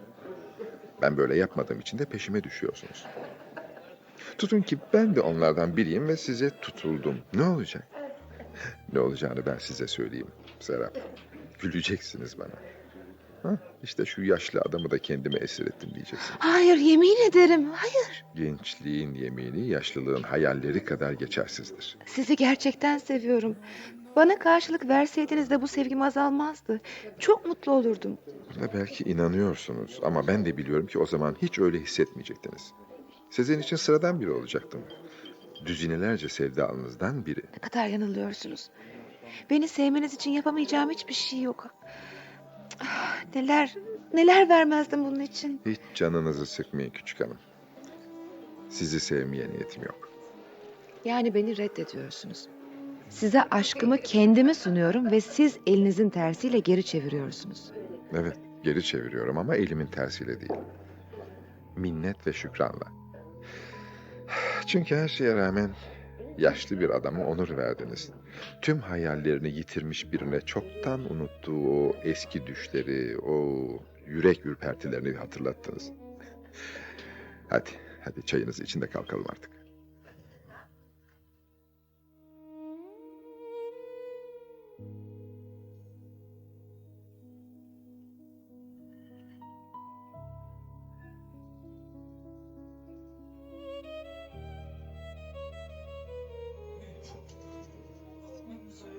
Ne oldu Mehmet? Babanla Serap Hanım nerede? Bilmiyorum. Babam 5 vapurunda olacaktı ama gelmedi. Bütün vapurda dolaştım, onu aradım yok. Ekrem Bey, doktor hep burada. Biz de şu lokantada oturup vapuru bekliyorduk. Fitnat Hanım Serap'ın bütün gün gelmeyişi üzerine meraklanmış. Kızını karşılamaya gönderdi bizi ama... doktor, baksana Serap bu vapurdan da çıkmadı. Merhaba Mehmet. Merhaba efendim. Hayret. Çünkü Fitnat Hanım Serap'ın işinin fazla uzun sürmeyeceğini, öğlene dönmüş olması gerektiğini söyledi. Canım belki bir arkadaşına uğramıştır. İstanbul'da bir sürü tanıdığı var. Mehmet, siz hala Ekrem'le konuşmuyor musunuz? Ah şu gençler. Rekabetin ne olduğunu bilmiyorlar. Sakın çocuklar. Bak ikinize de söylüyorum. İstediğiniz silahlarla düelle ödebilirsiniz ama karşılaştığınız zaman hasım gibi değil, dost gibi davranmalısınız. Çünkü seçme şansı yalnızca sevilene aittir. O hanginizi istiyorsa onu seçer. İşte geliyorlar. Bakın şu son vapurdan çıktılar işte. Baba seni bekliyordum. 5 vapurunda yoktun, merak ettim. Merak edecek bir şey yok oğlum. İşlerim vardı. Serap Hanım, anneniz de bizi sizi karşılamaya gönderdi. Kaç saattir burada bekliyor. Zahmet etmişsiniz doktor, hiç gerek yoktu. Nasıl olsa vapurda Cüneyt Bey'e rastlama şansına erişmiştim. Yorgun görünüyorsunuz. Sizi hemen eve götürelim. Teşekkür ederim ama ben şuradan bir arabaya binip gideceğim hemen. Size refakat edebilir miyim? Yalnız gitsem daha iyi. Ama Arabacı! ama Serap dur biraz. Lütfen dinler misin beni? Doğrusu hiçbir şey anlamadım. Serap'la Cüneyt Bey hiç konuşmadılar. Birbirlerinin yüzüne bile bakmıyorlardı. Kız bir başına arabaya binip gitti. Cüneyt Bey de hiçbirimize aldırmadan evin... Oğluyla konuşmak bile istemedi. Kavga etmiş olabilirler. Hayır, neden kavga etsinler ki? Siz yaşlarda ve bu gibi konularda henüz öğrenilecek o kadar çok şey var ki genç dostum. Fırtınalar, sessizlikler, depremler ve kırgınlıklar ve kimsenin anlamadığı suskunluklar. Hadi biz de evlerimize gidelim artık.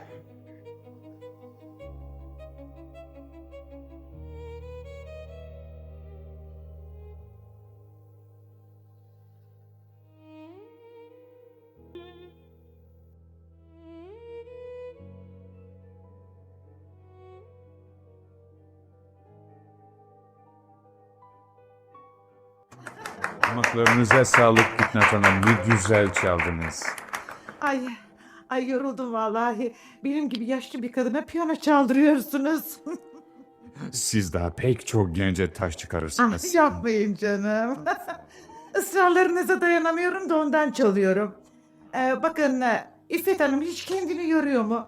Ne güzel. Bir köşeye çekilmiş goblenlerini işliyor. Cüneyt Bey de bize hiç katılmıyor doğrusu. Fakat sizleri büyük bir zevkle dinliyorum. Pek güzel çalıyorsunuz. Yok.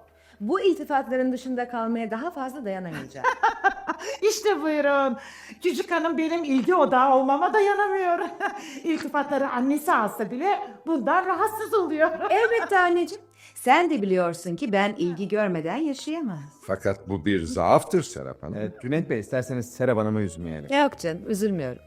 Bırakınız da beyefendi istediğini söylesin. Sohbetin konusu ben olduğum sürece hiçbir sakıncası yok. Söyleyecek başka bir şeyim yok benim. Fakat benim hakkımda söylenecek bir şeyler bulunabilir daima, öyle değil mi? Eğer istenirse tabii. Fakat siz istemiyorsunuz. İşte gördünüz mü? Serap hep böyledir. İnsanları köşeye sıkıştırmasını çok sever. Küçükten beri böyleydi zaten. Siz onu aldırmayınız Cüneyt Bey. Hayır efendim. Lütfen bana aldırınız. Hayır. Sizler hiçbiriniz beni gerçekten sevmiyorsunuz. Ne siz Monsieur Leblanc, sevgili doktor. Ne siz, hatta ne de sen Ekrem. Ama sen biliyorsun Hayır. ki... İşte bakın yeni bir dost. Cüneyt Bey beni kırıyor. Üzüyor ve siz seyirci kalıyorsunuz. Haksızlık ediyorsunuz. Daha az önce bırakın da beyefendi istediğini söylesin diyen siz değil miydiniz? Haklısınız. Ama doğrusu bu kadar incineceğimi tahmin etmemiştim. Küçük hanım, özür dilerim. Niyetim bu değildi.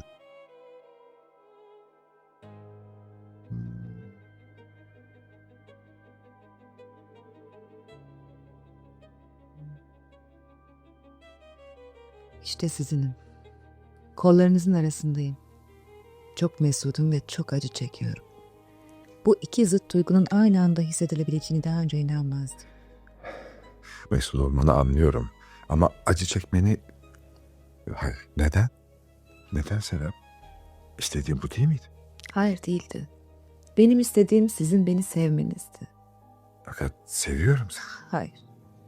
Siz sadece benim sevgimi kabul ediyorsunuz, hepsi o kadar. Sizi sevmekle ne kadar kötü bir şey yaptığımı biliyorum. Çok direndim kendi kendime, inanın.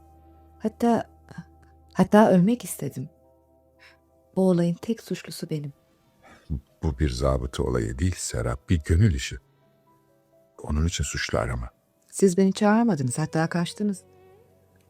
Sonunda da tek bir adım atmadınız bana doğru. Yaptığınız tek şey beni reddetmemekti. Ben kendim geldim size. Biliyor musunuz, eğer reddetseydiniz yaşayamazdım. Pişman mısın? Hayır. Bin defa hayır. Kederliyim sadece. Sizin adınıza. Benim adıma mı? Neden? Sizi hayal kırıklığına uğrattığım için. Saçma. Hayır, hiç değil. Sizden etkileneceğimi çok iyi biliyordunuz. Beni ele geçirmek hoş bir zafer olacaktı sizin için. Belki sizi bir hayli uğraştıracağımı sanıyordunuz. Oysa öyle olmadı. Hiç ummadığınız bir şekilde siz daha kuşatmadan düştü kale. Kendiliğinden teslim oldu. Ne önemi var? Benimsin ya. Daima olduğu gibi. Ve belki de ne yazık ki daima olacağım gibi. Yalnızca bu an bana ait ol yeter. İşte gördünüz mü? Beni sevmediğinizin delili. Gerçekten sevseydiniz her zaman sonsuza kadar size ait olmamı isterdiniz. Ben yalnızca olabilecekleri isterim Serap. Hayallerle işim yok benim. Biliyorum. İşte bunun için bu kadar çaresizim ya. Beni isteyin. Gitmeme izin vermeyin. Gidersem ölürüm. Ben bütün bunları daha doğarken hak etmiştim. Tanrım, daha doğarken.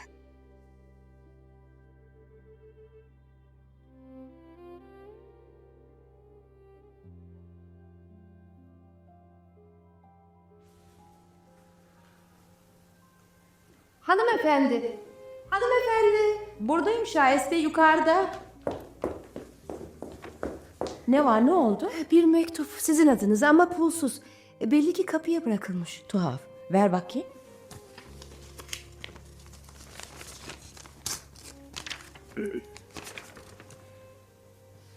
Şahiste, beni yalnız bırakır mısın? Hanımefendi, iyi misiniz? Renginiz bembeyaz oldu. Lütfen çık. Peki hanımefendi. Allah'ım, doğru mu görüyorum? Bu olabilir mi?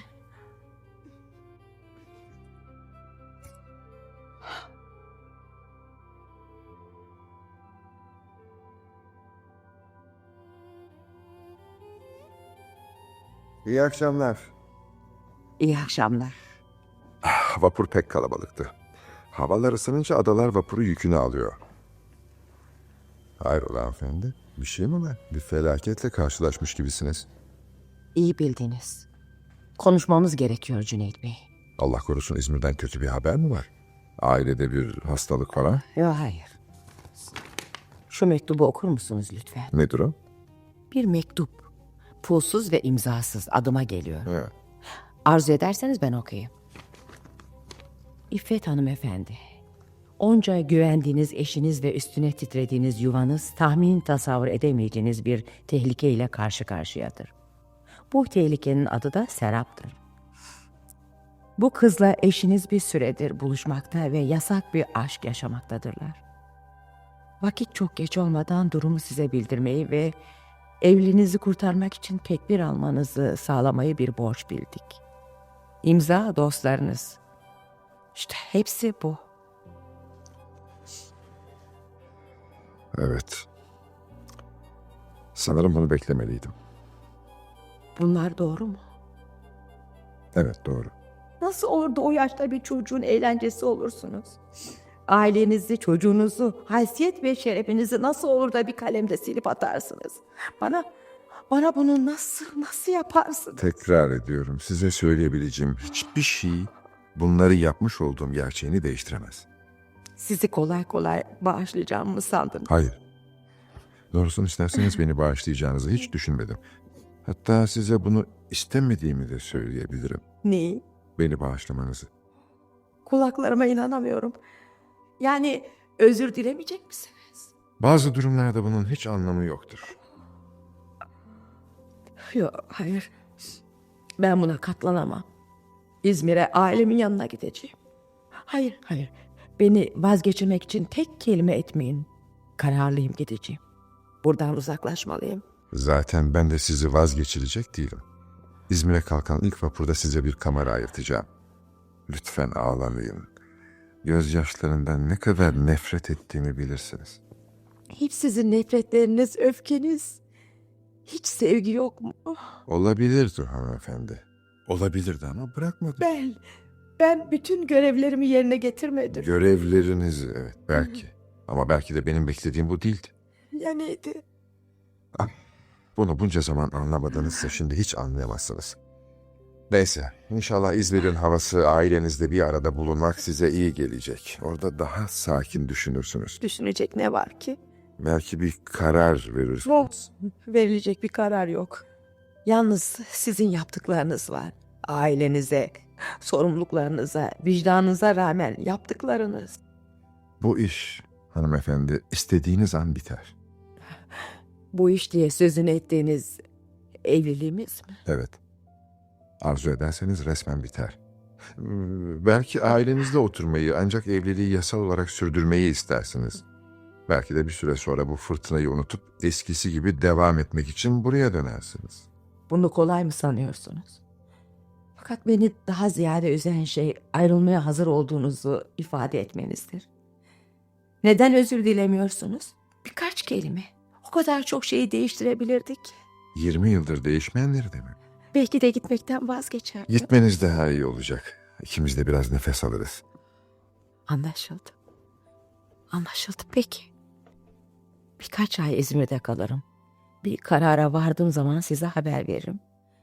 Lütfen Mehmet'le ilgileniniz. Çocuk benden uzak kalmaya hiç alışık değil. Onu mahzun etmeyiniz. Ve ahlak düşkün insanlardan uzak tutunuz.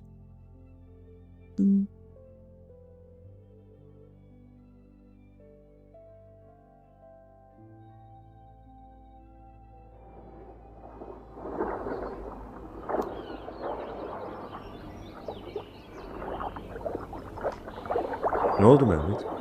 Annen İzmir'e gitmiş diye duydum. Bir şey yok. Bak. Seninle Serap için dövüştük. Birbirimizi kıskandık.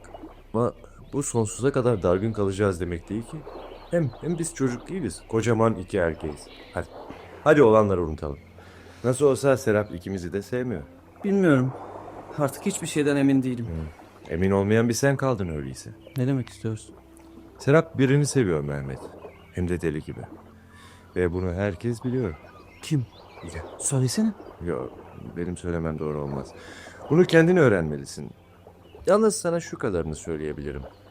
Annenin gitmesi de bununla ilgili. Saçmalıyorsun. Ne gibi bir ilgisi olabilir?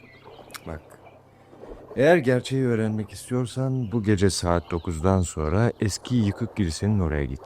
Serap'ı ve sevdiği adamı göreceksin.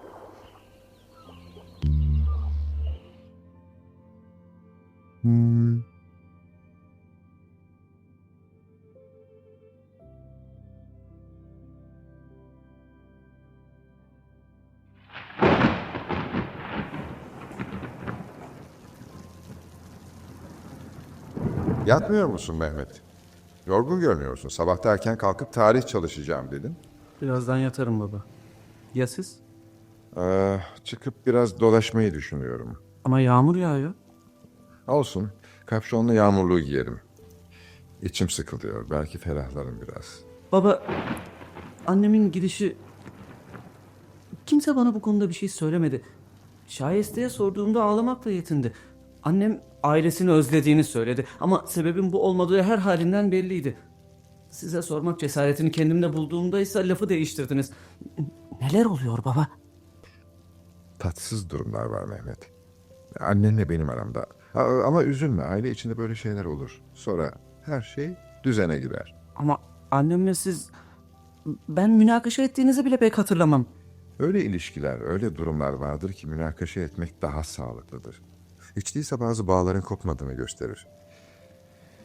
Neyse ben çıkıyorum. Sen de fazla oyalanma yavrum, yat. Sabah 6'da seni kaldırırım.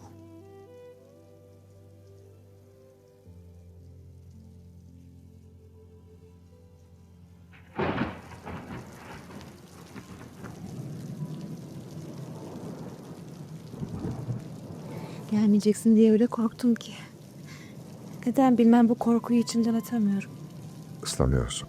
Gel şu harap kilisenin duvarına sığınalım ha. Gel. Sana kötülük ettim değil mi? Ailenin dağılmasına sebep oldum. Ailem dağılmayacak Serap, buna eminim. Fakat karın İzmir'e gitti ya. Dönecektir. Ya biz? Biz ne olacağız söyler misin? Biz artık görüşmeyeceğiz. Ama gelecek yıllarda birbirimizi hep hatırlayacağız. Bunları söyleyeceğini biliyordum. Bekliyordum. Korkudan ölecek gibi olarak. acı çekerek ve şimdiden sensizliği tadarak bekliyordum. Seni vazgeçirecek ne yapabilirim, ne söyleyebilirim? Hiçbir şey. Ne tuhaf. Birbirimizi seviyoruz ve ayrılıyoruz. Biz birbirimizi beraber olmak için sevmedik. Ayrılmak için mi sevdin? Bir bakıma evet. Yani sonucu biliyorduk. Ve belki de aşkımızı kamçılayan, bizleri bu kadar çabuk birbirimizin kollarına böylesine arzuyla atan bu oldu. Ha? Bilirsin imkansız aşklar mutlu olanlardan çok daha şiddetli, çok daha ateşlidir. Acı çekeceğiz. Evet. Hem de çok. Ben bunu hak ettim biliyorum. Belki sevenlerime acı çektirmekten zevk alırdım. Bununla yaşardım. Şimdi senin çekeceğini bildiğim acıya dayanamıyorum. Çünkü sen bunu hak etmedin. O kadar asil, o kadar vakur, o kadar yüce bir insansın. Serap. Seni ben baştan çıkardım. Keşke bu acıyı tek başıma ben çeksem. Sen beni unutsan, hiçbir şey olmamış gibi mesut yaşamaya devam et. Çocuk. Ben de aynı şeyi senin için isterim. Kim bilir belki de o eski hercailinle yine gönülleri fetheder. Bununla eğlenir, zevklenir. Ve belki de bir başkasıyla mutlu olursun. Mümkün değil. Zaten bunu istemem de. Ömrüm seni özleyerek, hatırlayarak ve keder içinde geçsin daha iyi. Benim bu lafları edeceğime kim inanırdı? Kim günün birinde böylesine aşık ve sadık olacağımı düşünürdü? Dur bakalım dur. Acele etme. Herhalde böyle kalmazsın. Hala bana inanmıyorsun. Senden önce kimseyi gerçekten sevmemiştim. Senden sonra da sevmeyeceğim. Cüneyt. Bu son görüşmemiz mi? Evet. Öyleyse ayrılığı düşünecek yeterli zamanımız olacak demektir. Yıllarca. Bununla vakit harcamak istemiyorum. Beni kollarına al son defa. Beni sev. Sonra da yarın yine buluşacakmışız gibi ayrılalım. Hadi. Lütfen. Fazla zamanımız yok değil.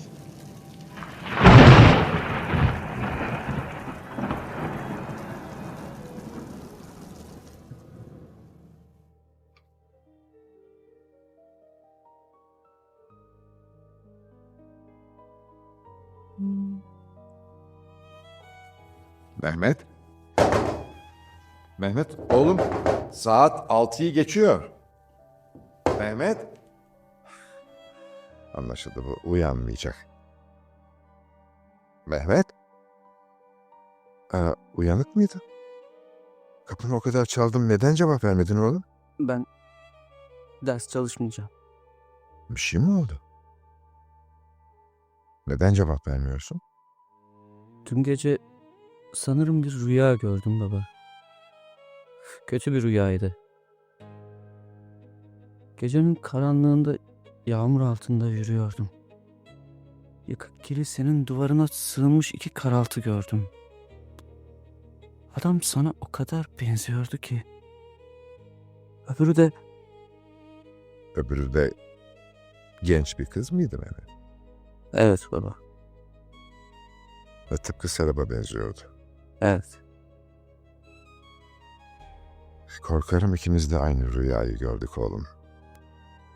Ama bütün rüyalar gibi bizimki de sona erdi.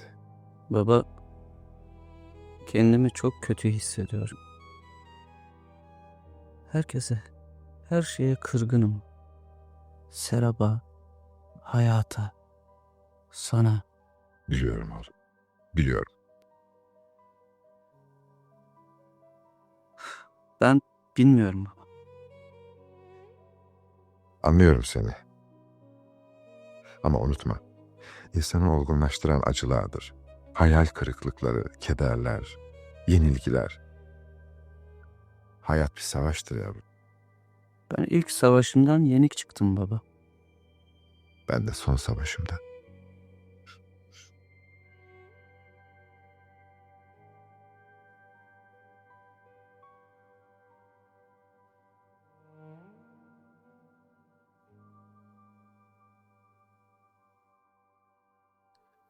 Cüneyt orta yaşlı bir avukattır.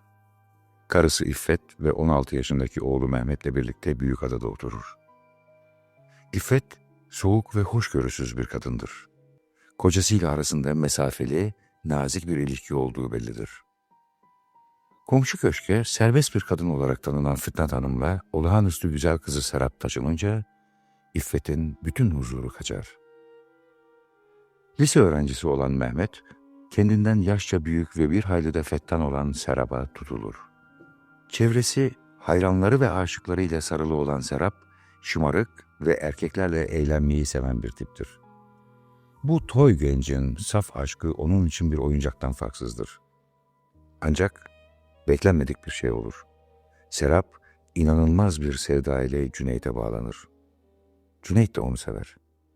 Bir gün kapının altından atılan imzasız bir mektup, gerçekleri İffet'in öğrenmesini sağlar. Bunun üzerine İffet, İzmir'deki ailesinin yanına gider. Karısıyla hiç mutlu olmayan Cüneyt, her şeye rağmen ondan ayrılmayı düşünmez ve Serap'a artık görüşmeyeceklerini bildirir. Mehmet de Serap'la babası arasındaki ilişkiden haberdardır. Bu ilk aşkının böylesine bir hüsranla sonuçlanması onu çok sarsar.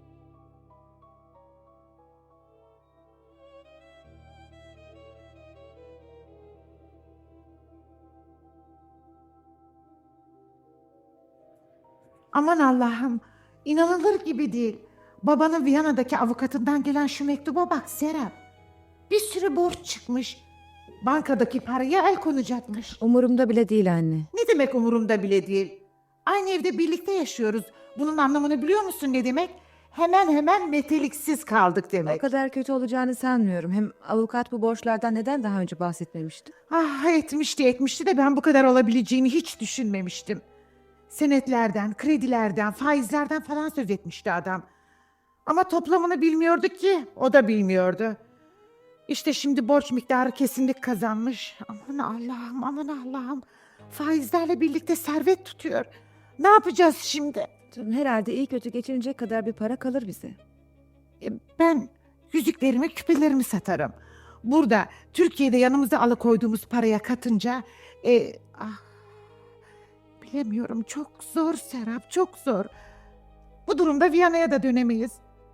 Bu köşkün kirası da çok yüksek. Ne yaparız bilmiyorum. En iyisi senin iyi bir evlenme yapman. Anne lütfen. Ömrünün sonuna kadar bekar kalacak değilsin ya kızım. Güzelsin, çekicisin. Erkekler sana bayılıyor. Ben ömrümün sonuna kadar bekar kalmayı düşünüyorum. Saçmalama. Evde kalmak bütün genç kızların kabusu. Sen bunu nasıl arzu edebilirsin? Hem yaşayabilmemiz için bu gerekli. Elde avuçtaki bir süre sonra bitecek. O zaman ne olacak? Öyleyse sen evlen. Ay. ay. Ay ilahi. Şu halimle güldürdün beni kızım. Ay Allah. Cebi dolu birini bulsam evlenmez miyim hiç? Anne madem buranın kirası yüksek çıkalım buradan. İstanbul'da ufak bir ev bulup oraya taşınırız. Evet. Doğrusunu istersen bana da başka çare yok gibi görünüyor. Ben köşkten de adadan da soğudum. Bir gidişimizde bakmıştık. Yeşilköy taraflarında ufak evler vardı. Kiralar da düşüktü. Ne dersin?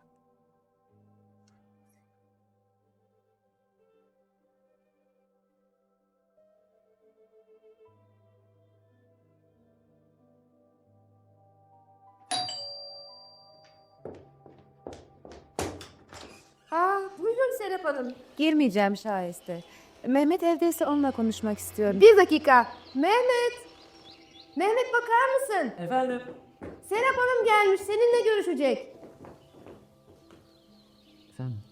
Biraz konuşabilir miyiz Mehmet? Mümkünse dışarıda. Peki. Sırtına bir şey almadan çıkma Mehmet. Gerek yok, üşümüyorum. Kapıyı kapatabilirsin şahiste. Ben birazdan gelirim. Şöyle yürüyelim mi? Bak, babanla 10 gündür hiç konuşmadık. Bir daha da konuşmayacağız. Kendisi böyle istedi. Ancak bana bir not gönderdi. Senin her şeyi bildiğini yazmış. Evet, ikinizi gördüm bu yağmurlu gecede. Çok üzgünüm Mehmet. Keşke beni bağışlayabilsen. O gece neler hissettiğimi sana anlatamam. Zaten herkes biliyormuş meğer. Seninle dargın ayrılmak istemiyorum. Artık buradan gidiyoruz Mehmet. Beni bağışladığını söylersen minnettar kalırım. Güle güle Serap. Bu kadar mı? Beni affetmiyor musun? Güle güle. Peki. Yazık. İki dost gibi ayrılamıyoruz. Hoşça kal Mehmet. Eminim günün birinde geriye dönüp de baktığın zaman beni bağışlayacaksın.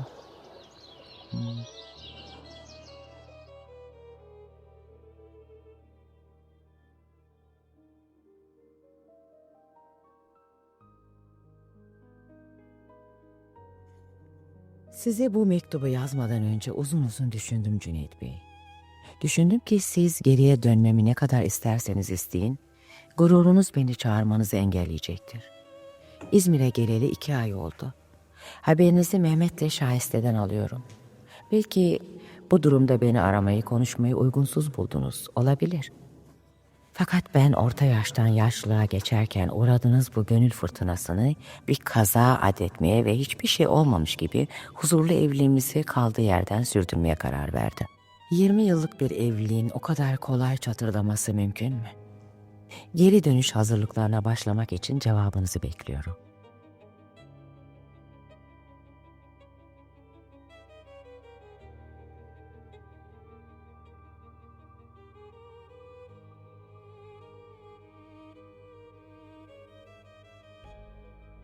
Doktor. Doktor öleceğim değil mi? Yapmayın hanımefendi, yapmayın. Size hiç yakışıyor mu böyle bir söz? Siz ki tanıdığım en canlı, en hayat dolu, keyifli hanımsınız. Hayır hayır. Hayır biliyorum. Monsieur Leblanc. Doktora söyleyin beni fazla yormasın. Öleceğimi öğrenmek için dil dökecek takatim yok. Fitnat Hanım, kendinize iyi bakarsanız daha uzun yıllar yaşayabileceğinizi söyledi doktor bana. Nefes alamıyorum. Geceleri uykumdan çırpına çırpına uyanıyorum. Bazen konuşamıyorum, sesim hep kısık. Göğsümün üstünde sanki bir kum torbası var.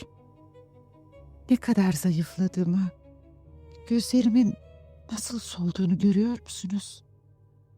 Bunlar herhalde sıhhat ve uzun ömür işareti değil.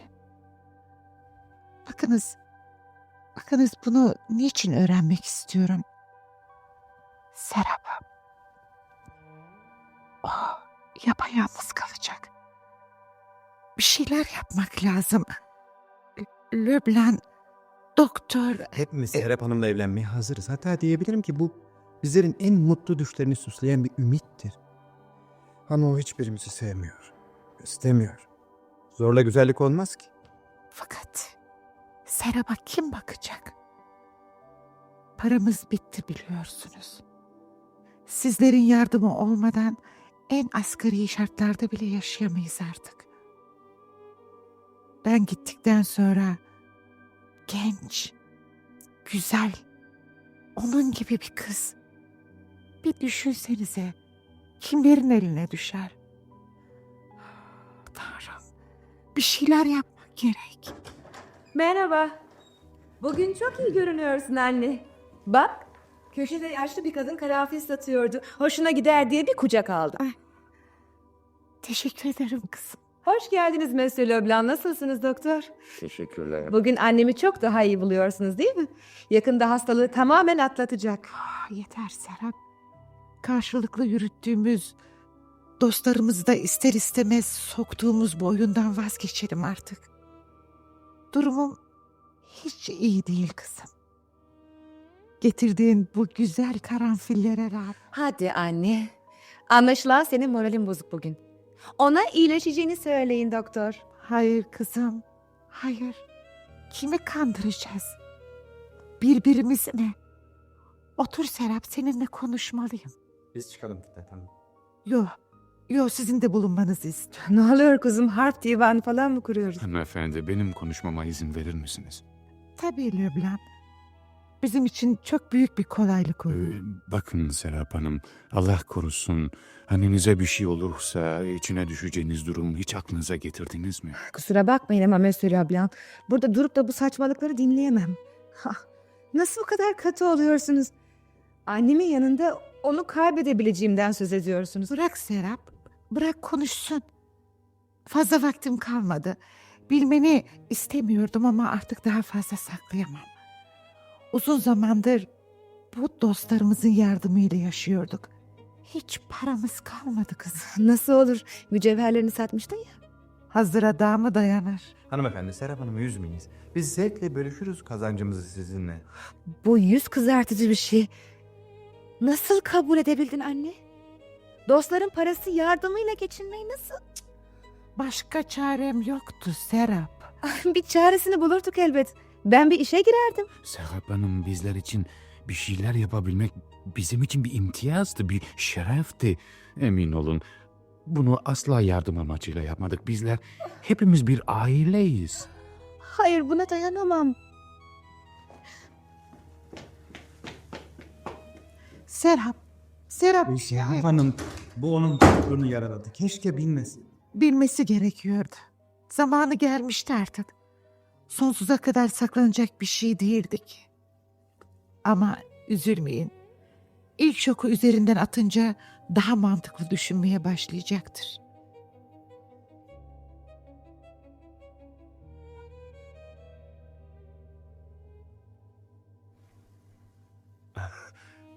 Neler diyorsun Serap?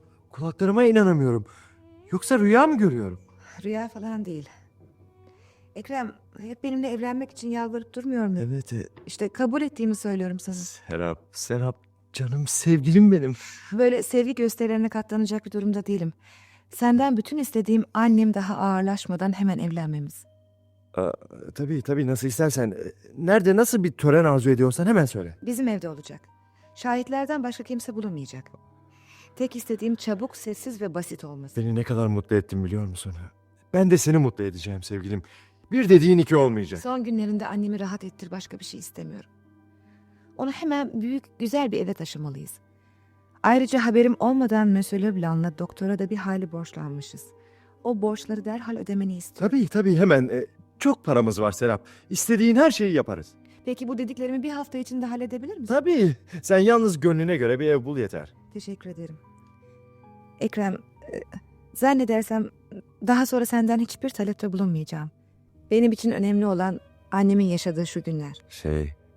Serap, artık nişanlı olduğumuza göre seni öpebilir miyim?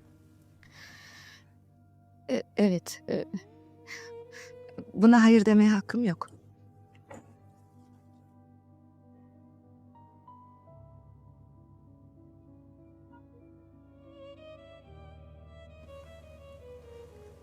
Hoş geldiniz hanımefendi. Hoş geldiniz, buyurun.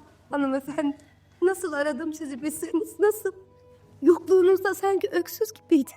Ağlama Şahist, ağlama işte bak döndüm artık. Evi sizin için hazırladım. Baştan başa temizledim, fırçaladım, sildim. Evet görüyorum pırıl pırıl parlıyor eksik olma. Hemen yukarı çıkıp yatayım diyorum. Vapur salladı biraz. Tuttu beni. Cüneyt Bey siz yardım eder misiniz? Tabii hanımefendi, buyurun çıkalım. Buyurun. Biraz zayıflamışsınız ama iyi görünüyorsunuz. Ben de gördüğünüz gibi bir hayli kilo verdim. Adeta bir deri bir kemik kaldım. Her şeyin başı sıkıntı efendim. Sıkıntı, sinir. İnsan ne de olsa evini arıyor tabii.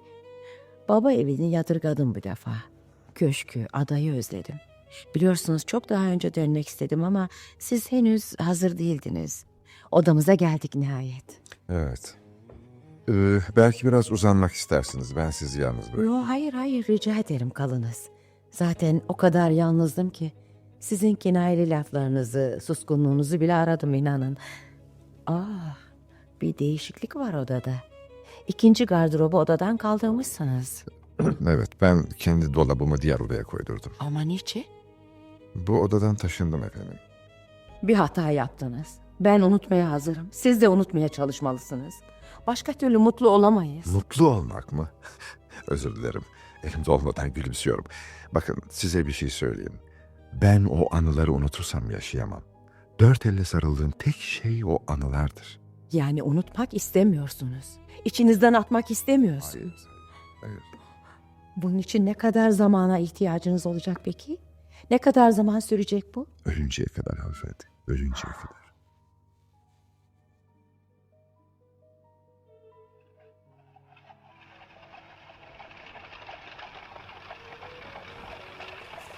Adayı, çam tokusunu, faytonları ne kadar özlemişim. Ben de doktor, ben de. Fitnat Hanım'ın sağlığında buralar ne kadar güzeldi. Piyano başında şarkılar söyler, gülüp eğlenirdik. Serap da başka biriydi o zaman. Kendini bırakmak için sanki annesinin ölümünü bekliyordu. Ne zaman ki Fitnat Hanım hayata gözlerini yumdu, Serap da yarı ölü bir mahnak oldu. Geçenlerde kendisine biraz bakmasını, sağlığını ihmal etmemesini söyleyecek oğlum ne dedi biliyor musun? Yaşamın ne anlamı kaldı, kim söyledi, onun için yaşayacağım. Peri kızları gibi saatlerce kendi kendine dans eden, kelebek gibi daldan dala konarak kurdu kuşu büyüleyen o Serap nerede dedim. Güldü ve ben Serap değilim, hatta gölgesi bile değilim. Serap öldü dedi. Galiba onu yurt dışındaki ruh hastalıkları kliniklerinden birine götürmesi için Ekrem'i ikna etmemiz gerekiyor. Bana kalırsa Serap bir bunalım geçiriyor. Ekrem dünden hazır. Karısını yeniden kazanmak istiyor ama nasıl mesele Serap'ı ikna etmek. Ha bak şu yeldirmeli kadın Cüneyt Beylerin hizmetçisi Şayeste değil mi? Evet, ta kendisi. Ne dersin, onunla konuşup Cüneyt Bey'le karısından haber alalım mı? Ona ne hacet, kapılarını çalar, hatırlarını sorarız istersen. Pek sanmıyorum. İffet Hanım bize hüsnü kabul göstermez. Şayeste! Şayeste Hanım! Arabacı, durdur şu faytonu. Beni mi çağırdın? Şayeste bizi tanıdın mı? Ben Monsieur Leblanc. Bu da doktor. Komşumuz Fitnat Hanımların ahbabıyız. Sizin eve gelmiştik. Şimdi hatırladım. Ama o zaman sakallıydınız, şimdi kesmişsiniz. Şayeste Cüneyt Bey. İffet hanımefendi ne alemdeler? Epeydir görüşmedik. Ya Mehmet, o ne yapıyor? Hanımefendi ile beyefendi çok iyi. Mehmet Galatasaray'dan mezun oldu, Fransa'ya gitti. Yüksek tahsilini orada yapıyor. Ya, vakit ne kadar çabuk geçiyor. Demek Mehmet üniversite öğrencisi oldu ha? Duydun mu doktor? Duydum yani öyle. Zaman yerinde sayacak değil ya elbet. Farkında olmadan biz de yaşlanıyoruz. Evet. Özür dilerim, gitmem lazım. Daha alışveriş edeceğim. Hanımefendi mazine bekliyor. Hoşça kalın. Tabii Ferze, tabii. Hadi uğurlar olsun. Arabacı devam et. Büyük tur yoluna doğru. Mehmet Serap'a nasıl da sevdalıydı. Acaba hayatında bu ilk aşkını unuttu mu dersin? Ya Cüneyt Bey? Onu bilmem ama Serap'ın Cüneyt'i unutamadığı kesin. Ondan ayrıldıktan sonra kızın ruhu öldü sanki. Ekrem'le de bir görevi yerine getirir gibi evlendi. Fakat Cüneyt Bey için bir şey diyemeyeceğim. Her zaman çok ciddi, soğuk, aşırı gururlu bir insan olarak göründü bana. Unutma ki dostum, asıl böylelerinin içinde kopan aşk fırtınası kasıp kavurucudur. Kabuğu sert olanların yürekleri daha çok kanar. Aradan 2 yıl geçti değil mi? Ne olursa olsun güzel bir yazdı. Bazı kalplerde bıraktığı izlere rağmen.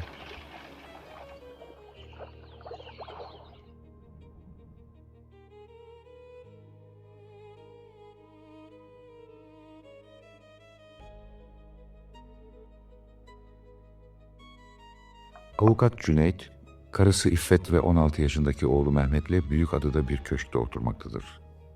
İffet, soğuk, sinirli bir kadındır. Cüneyt'in onunla mutlu olmadığı bellidir. Kendini çalışmalarına vermiş, ciddi, vakur ve bir hayli de sert bir adam olan Cüneyt, karısına soğuk bir nezaketle davranır. Bir gün komşu köşke, Fitnat Hanım adında dul bir kadınla kızı Serap taşınır. Serap'ın büyüleyici güzelliğine kimse karşı koyamaz. Mehmet kıza tutulur. Fettan ve şımarık bir kız olan Serap da bu toy gencin aşkıyla eğlenir. İffet Hanım oğlunu bu kızın etkisinden korumaya çalışırken beklenmedik bir şey olur. Serap Cüneyt'i sever. Cüneyt kıza karşı bir süre direnirse de sonunda boyun eğer. O da Serap'ı sevmektedir. İffet durumu öğrenince İzmir'e ailesinin yanına gider. Cüneyt Serap'ı bırakır. Mehmet ise çok saf ve masum olduğuna inandığı Serap'ın yaptığını bağışlayamaz. Serap onun hayatındaki ilk aşkıdır. Fitnat Hanım'la kızı adadan ayrılır. Yeşilköy'de küçük bir eve yerleşirler. Para durumları çok kötüdür. Fitnat Hanım ağır hastadır. Serap annesinin son arzusunu yerine getirmek için akrabası olan Ekrem adında zengin bir gençle evlenir. Ancak Cüneyt'i bir türlü unutamamaktadır. Bu arada Mehmet Galatasaray'ı bitirmiş, yüksek öğrenim için Fransa'ya gitmiştir. İffet Hanım da İzmir'den çoktan dönmüştür. Ama artık kocasıyla aynı evi paylaşan iki yabancıdırlar.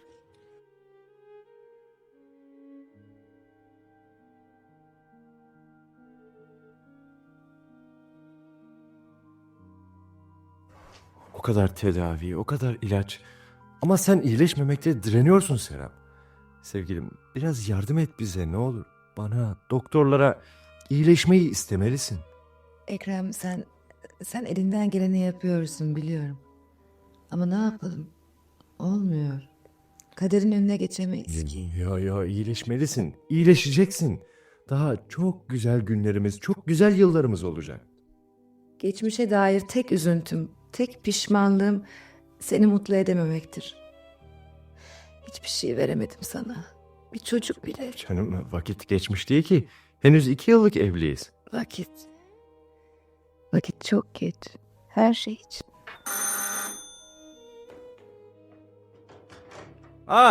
Gel Löblam gel. Rahatsız etmiyorum ya. Gel canım rahatsız etmiyorsun. Biz de Serap'la geleceği konuşuyorduk. Olmayan geleceği. İşte buyurun. Duydunuz ya Löblan. Karım hep böyle karamsar. Bu yüzden de bir türlü iyileşemiyor. Size ne ikram edebilirim? Hiçbir şey, teşekkür ederim. Biraz Serap'ı görüp gideceğim. Ya öyleyse sizi yalnız bırakayım. Benim de çıkmam gerekiyordu zaten. Bir şey istiyor musun sevgilim? Hayır, rahatına bak. Güle güle Ekrem.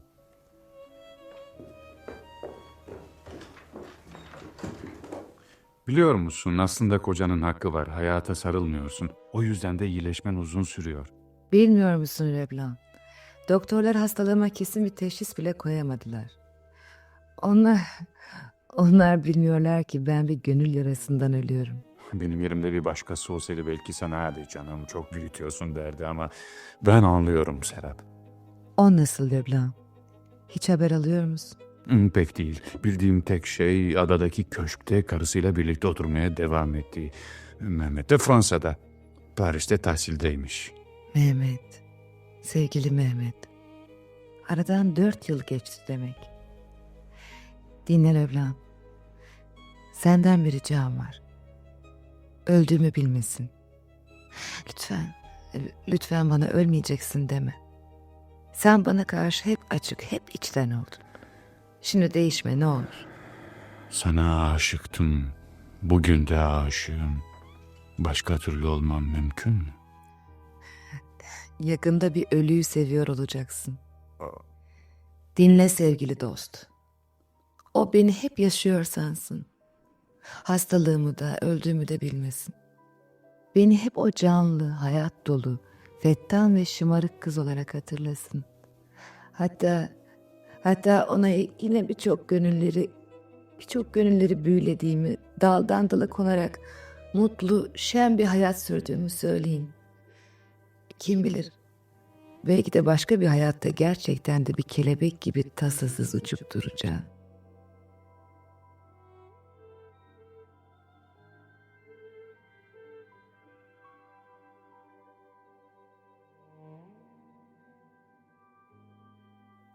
Mehmet, söyle bakalım, memleketini özledin mi? Ah Marcel, hem de nasıl? Hele adayı. İstanbul'da başka yerini özlemedin mi? Fakat ada başkadır. Çocukluğum, ilk gençliğim orada geçti. O kadar çok anım var ki. Tabii Paris muhteşem bir şehir. Burada olmaktan mutluyum. Hele bu güzel Türk kızını bulduğum için kendimi daha da şanslı hissediyorum. Kim derdi ki ikimiz de İstanbul'dan gelip buraya taşınacağız? Sen bir mucize yarattın Gülgün. Biliyor musun? Bu Mehmet üniversitenin en ele avuca sığmaz, en haşarı bir öğrencisiydi. Çapkınlıkta kimse onunla yarışamazdı. Ne fırtınalı aşklar yaşadım bilsen. Hem de birkaç yıl içinde. Ama sonra sen çıktın ve her şey değişti. Biliyorum. Mehmet'le çıkmaya başlayınca bütün arkadaşlarım beni uyarmıştı. Hele Fransızlar. Aman o çapkın Türk'e dikkat et dediler. Ve o çapkın Türk birdenbire uslu bir kediye döndü. Ne zaman evleniyorsunuz bakalım? Hele şu mezuniyet sınavlarını verelim de. Nasılsa birkaç hafta bir şey kaldı. Burada Paris'te mi oturacaksın? Ben İstanbul'a dönmek istiyorum Mersel. Ama Mehmet birkaç yıl daha kalalım diyor. Bakayım şuna.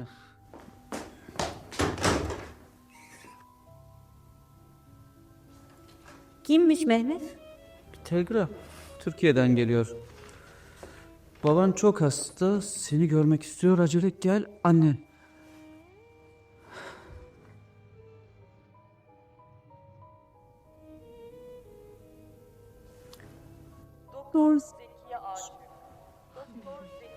Mehmet. Ne oldu? Nasıl oldu anne? Oğlum bir haftadır hastanedeyiz. Anlamadım ki. Çınar gibi adamdı. Ama son yıllarda birden çökmüştü. Artık ne ava çıkıyor, ne yazıhaneye gidiyor. Hatta ne de kitap okuyordu. Pencerenin önünde saatlerce oturup dışarıya bakıyordu. Gidiyor galiba oldu. Gidiyor. Hadi içeri gir. Doktorlardan zor izin aldım.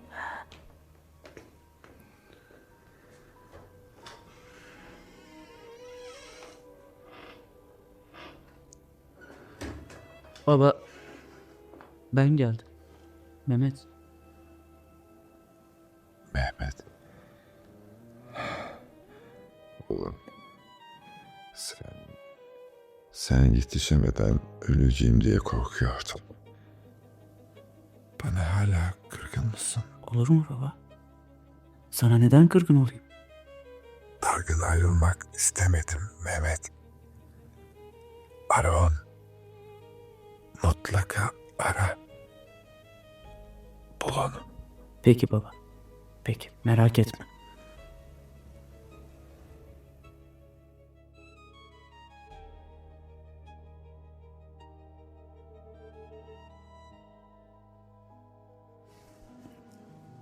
Merhaba sevgilim. Oğlan okuldan gelmedi mi daha? Hoş geldin. Hayır, oğlun okuldan sonra kız arkadaşıyla sinemaya gidecekmiş canım. Şaka ediyorsun. Çocuk henüz 13 yaşında. Hayatım, burası Paris. Üstelik birlikte sinemaya gitmekten daha masum bir eğlence biçimi düşünemiyorum. Haklısın. O yaşlardaki kendi halimi düşünüyorum da komşunun kızına yan gözle baksak suç olurdu. Annemden mektup var. Ne diyor? Her zamanki gibi yalnızlıktan şikayet ediyor. Hakkı da yok değil. Şayeste ile ikisi kukumav kuşu gibi oturuyorlar. Kadın artık oğlunu, gelinini, torununu görmek istiyor. Nasıl olsa gelecek yıl Türkiye'ye döneceğiz. Biliyor musun? Bu dönüşü daha da çabuklaştırmayı düşünüyorum. Belki bu yaz. Okullar tatil olduktan sonra. Keşke. Biliyorsun, burada kalmayı isteyen sendin. Önceleri birkaç yıl diyordun. Sonra baktık ki 15 yıl geçmiş. Haklısın. Bu kadar uzun kalmayı düşünmüyordum. Annem adadaki köşke müşteri arıyormuş. İyice harap oldu ama satıştan falan anlamam. Sen gelince hallederiz diyor. Şişli'ye taşınmakla da iyi etmiş. Koca köşkte kendini yalnız hissedecekti. Hem anladığım kadarıyla o köşk onun için hiç de iyi anılarla dolu değil. Annem nereye giderse kendi cehennemini de götüren bir kadın. Goblenleriyle bile babamdan daha çok ilgilenirdi. Babam o kızı sevdi, kızdı onu. Kimse engel olamazdı buna. Ve belki de babamın hayatındaki tek güzel şey bu oldu. Tek heyecan. Ah, siz erkekler. O da ne gözü kara kızmış öyle. Babası yaşında bir adamla. Harikulade bir kızdı. Kim bilir belki bir gün sana anlatırım. Neyi? O kızın ve kendimi.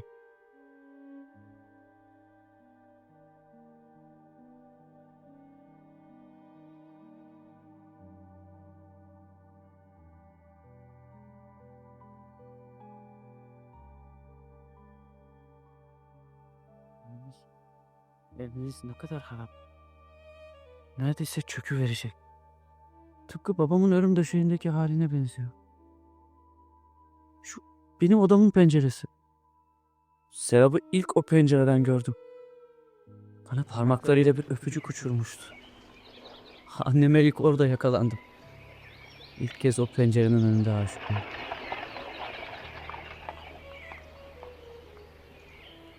Sağ olun. Bir saat sonra gelip beni buradan alın. Bu adam, onu tanıyorum. Çok yaşlanmış ama. Monsieur Leblanc bu. Monsieur Leblanc.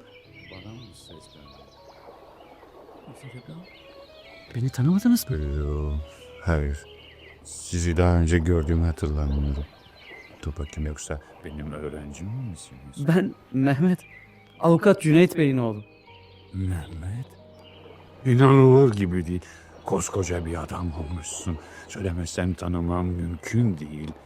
Ama öyle ya, kaç yıl geçti aradan değil mi? Daha çocuktun o zamanlar. Nasılsın Mehmet? Ne yapıyorsun burada? Belki duymuşsunuzdur. Babam uzun yıllar önce öldü. Şimdi annem evi satıyor. Daha doğrusu evin bulunduğu arsayı, burayı alan köşkün yerine yeni modern bir villa yapacak. Öyle mi? Yazık. O evde güzel anıların olmalı senin. Bak, ben de buraya niye geldim biliyor musun? Çok hoş günlerimizin geçtiği bu yeri görmek, belki yeniden yaşamak için. Fitnat Hanımların oturduğu köşkü çoktan yıktılar. Yerine sosyal bir kulüp yaptılar bile.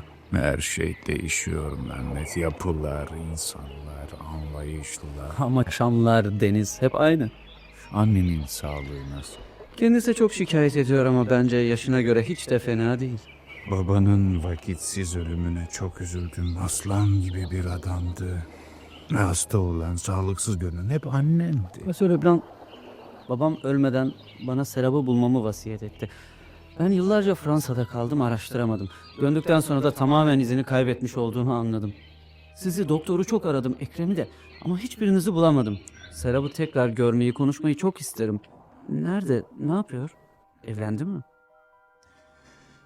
Ya, görüyorum ki hiçbir şeyden haberin yok. Aslında gizli tutmak için Serap'a söz vermiştim ama onun istediği babanın bilmemesiydi. Baban da vefat ettiğine göre... Neden söz ediyorsunuz kuzum? Serap adadan taşındıktan bir süre sonra Ekrem'le evlendi. Ekrem'le mi? Sahi mi? Oysa onu hiç sevmezdi. Hatta benden Ekrem'i uzak tutmamı istemişti. Onunla dövüşmüştük. Nasıl oldu da Ekrem onu ikna etmeyi başardı? Bu evliliği Serap istedi. Fitnat Hanım ölmek üzereydi. Ailenin hiç parası kalmamıştı. Serap için tek çıkar yol buydu. Peki mutlu mu onunla? Serap Ekrem'le mutlu olmak için evlenmedi. Bu bir görev gibi yapılması gereken bir şey gibiydi. Evliliklerinin 2. yılında da hastalandı. Ekrem çok iyi baktı ona, ne lazım. Tedavi için Avrupa'ya götürdü ama kâr etmedi. Ne demek istiyorsunuz? Serap öldü Mehmet. 18 yıl önce. 18 yıl? Evet. Ölümünden babana söz edilmesini istemedi. Sanki ölmek gururuna dokunuyordu. Görsen son günlerinde tanınmayacak bir haldeydi. Bir deri, bir kemik kalmıştı. Öleceği günleri de hep iple çeker gibiydi. Cüneyt'siz bir hayata dayanamıyordu. Onu gerçekten sevdi değil mi? Evet. Hayatındaki tek gerçek aşktı baba. Evet. İşte ben ara sıra buraya gelir, çamların arasında dolaşır, eski günleri yad ederim. Serap bir ağacın arkasından çıkıp gülümseyerek yaklaşacak sanırım. Üzerinde uzun beyaz elbisesiyle. Neyse, bu hikaye böyle acıklı bir sonla kapandı işte. Biraz da sen kendinden söz et bakalım. Nasılsın? Neler yaptın bunca zaman? Fransa'da sosyal bilimler eğitimi gördüm. Orada tanıdığım bir Türk kızıyla evlendim. Bir oğlum oldu. Çok güzel. Uzun yıllar Fransa'da, Paris'in bir banliyösünde oturduk. 6 ay önce de Türkiye'ye döndüm. Mutlu musun Mehmet? Evet, çok. Karımı seviyorum. Onunla evli olduğum için kendimi şanslı sayıyorum. Aslında bugün adaya birlikte geldik. Onu iskelenin üstünde bir arkadaşının köşküne bıraktım. Orada biraz oturup sonra buraya gelecekti. Neredeyse gelir sizi tanıştırırım. Sanırım aramızda Serap'ı unutabilen tek kişi sen oldun Mehmet. Hayır, onu hiç unutmadım. O aşkın, saflığın bir simgesi olarak yüreğimde, beynimde hep yaşadı. Ama başkalarını sevmene de engel olmadı. Hayır. Hayır, çünkü o herhangi bir kız değildi benim için. Bebran, her şeyi ondan öğrendim ben. Aşkı, acı çekmeyi, sonra da vazgeçmeyi. Bir bakıma duygusal bir eğitimdi. Yeni yetmelikten erginlik çağına geçmekte olan bir çocuğun hayata hazırlanışıydı. Bu ilk aşkının mutsuz sonla noktalanması hayatını zedelemedi mi? Hayır, ben o duyguyu o yaşa özgü bir dolulukla yaşamıştım. İçimde ne babama ne de ilk aşkımın nesin kaynağı olan o genç kıza karşı hiçbir kırgınlık duymadım.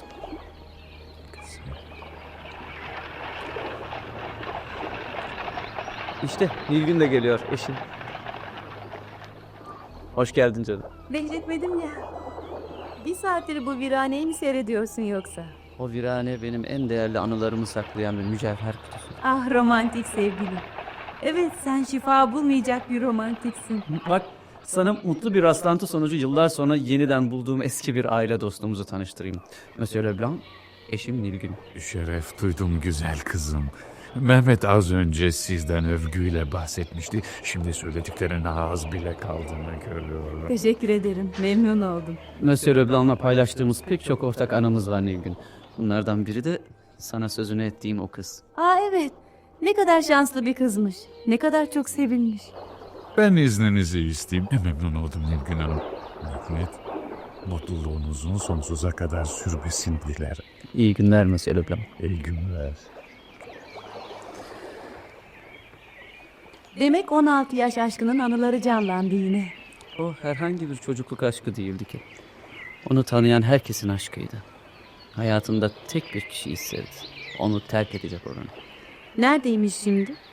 Ölmüş. Hem de 18 yıl önce. Zavallı sevgili. Gözlerinin dolduğunun farkında mısın? Nilgün. Bütün istediği sevilmekti. Sevilmek, daha çok sevilmek. Oysa hayatı buna doymayacak kadar kısa oldu. Bir kuyruklu yıldız gibi akıp gitti göklerimizden.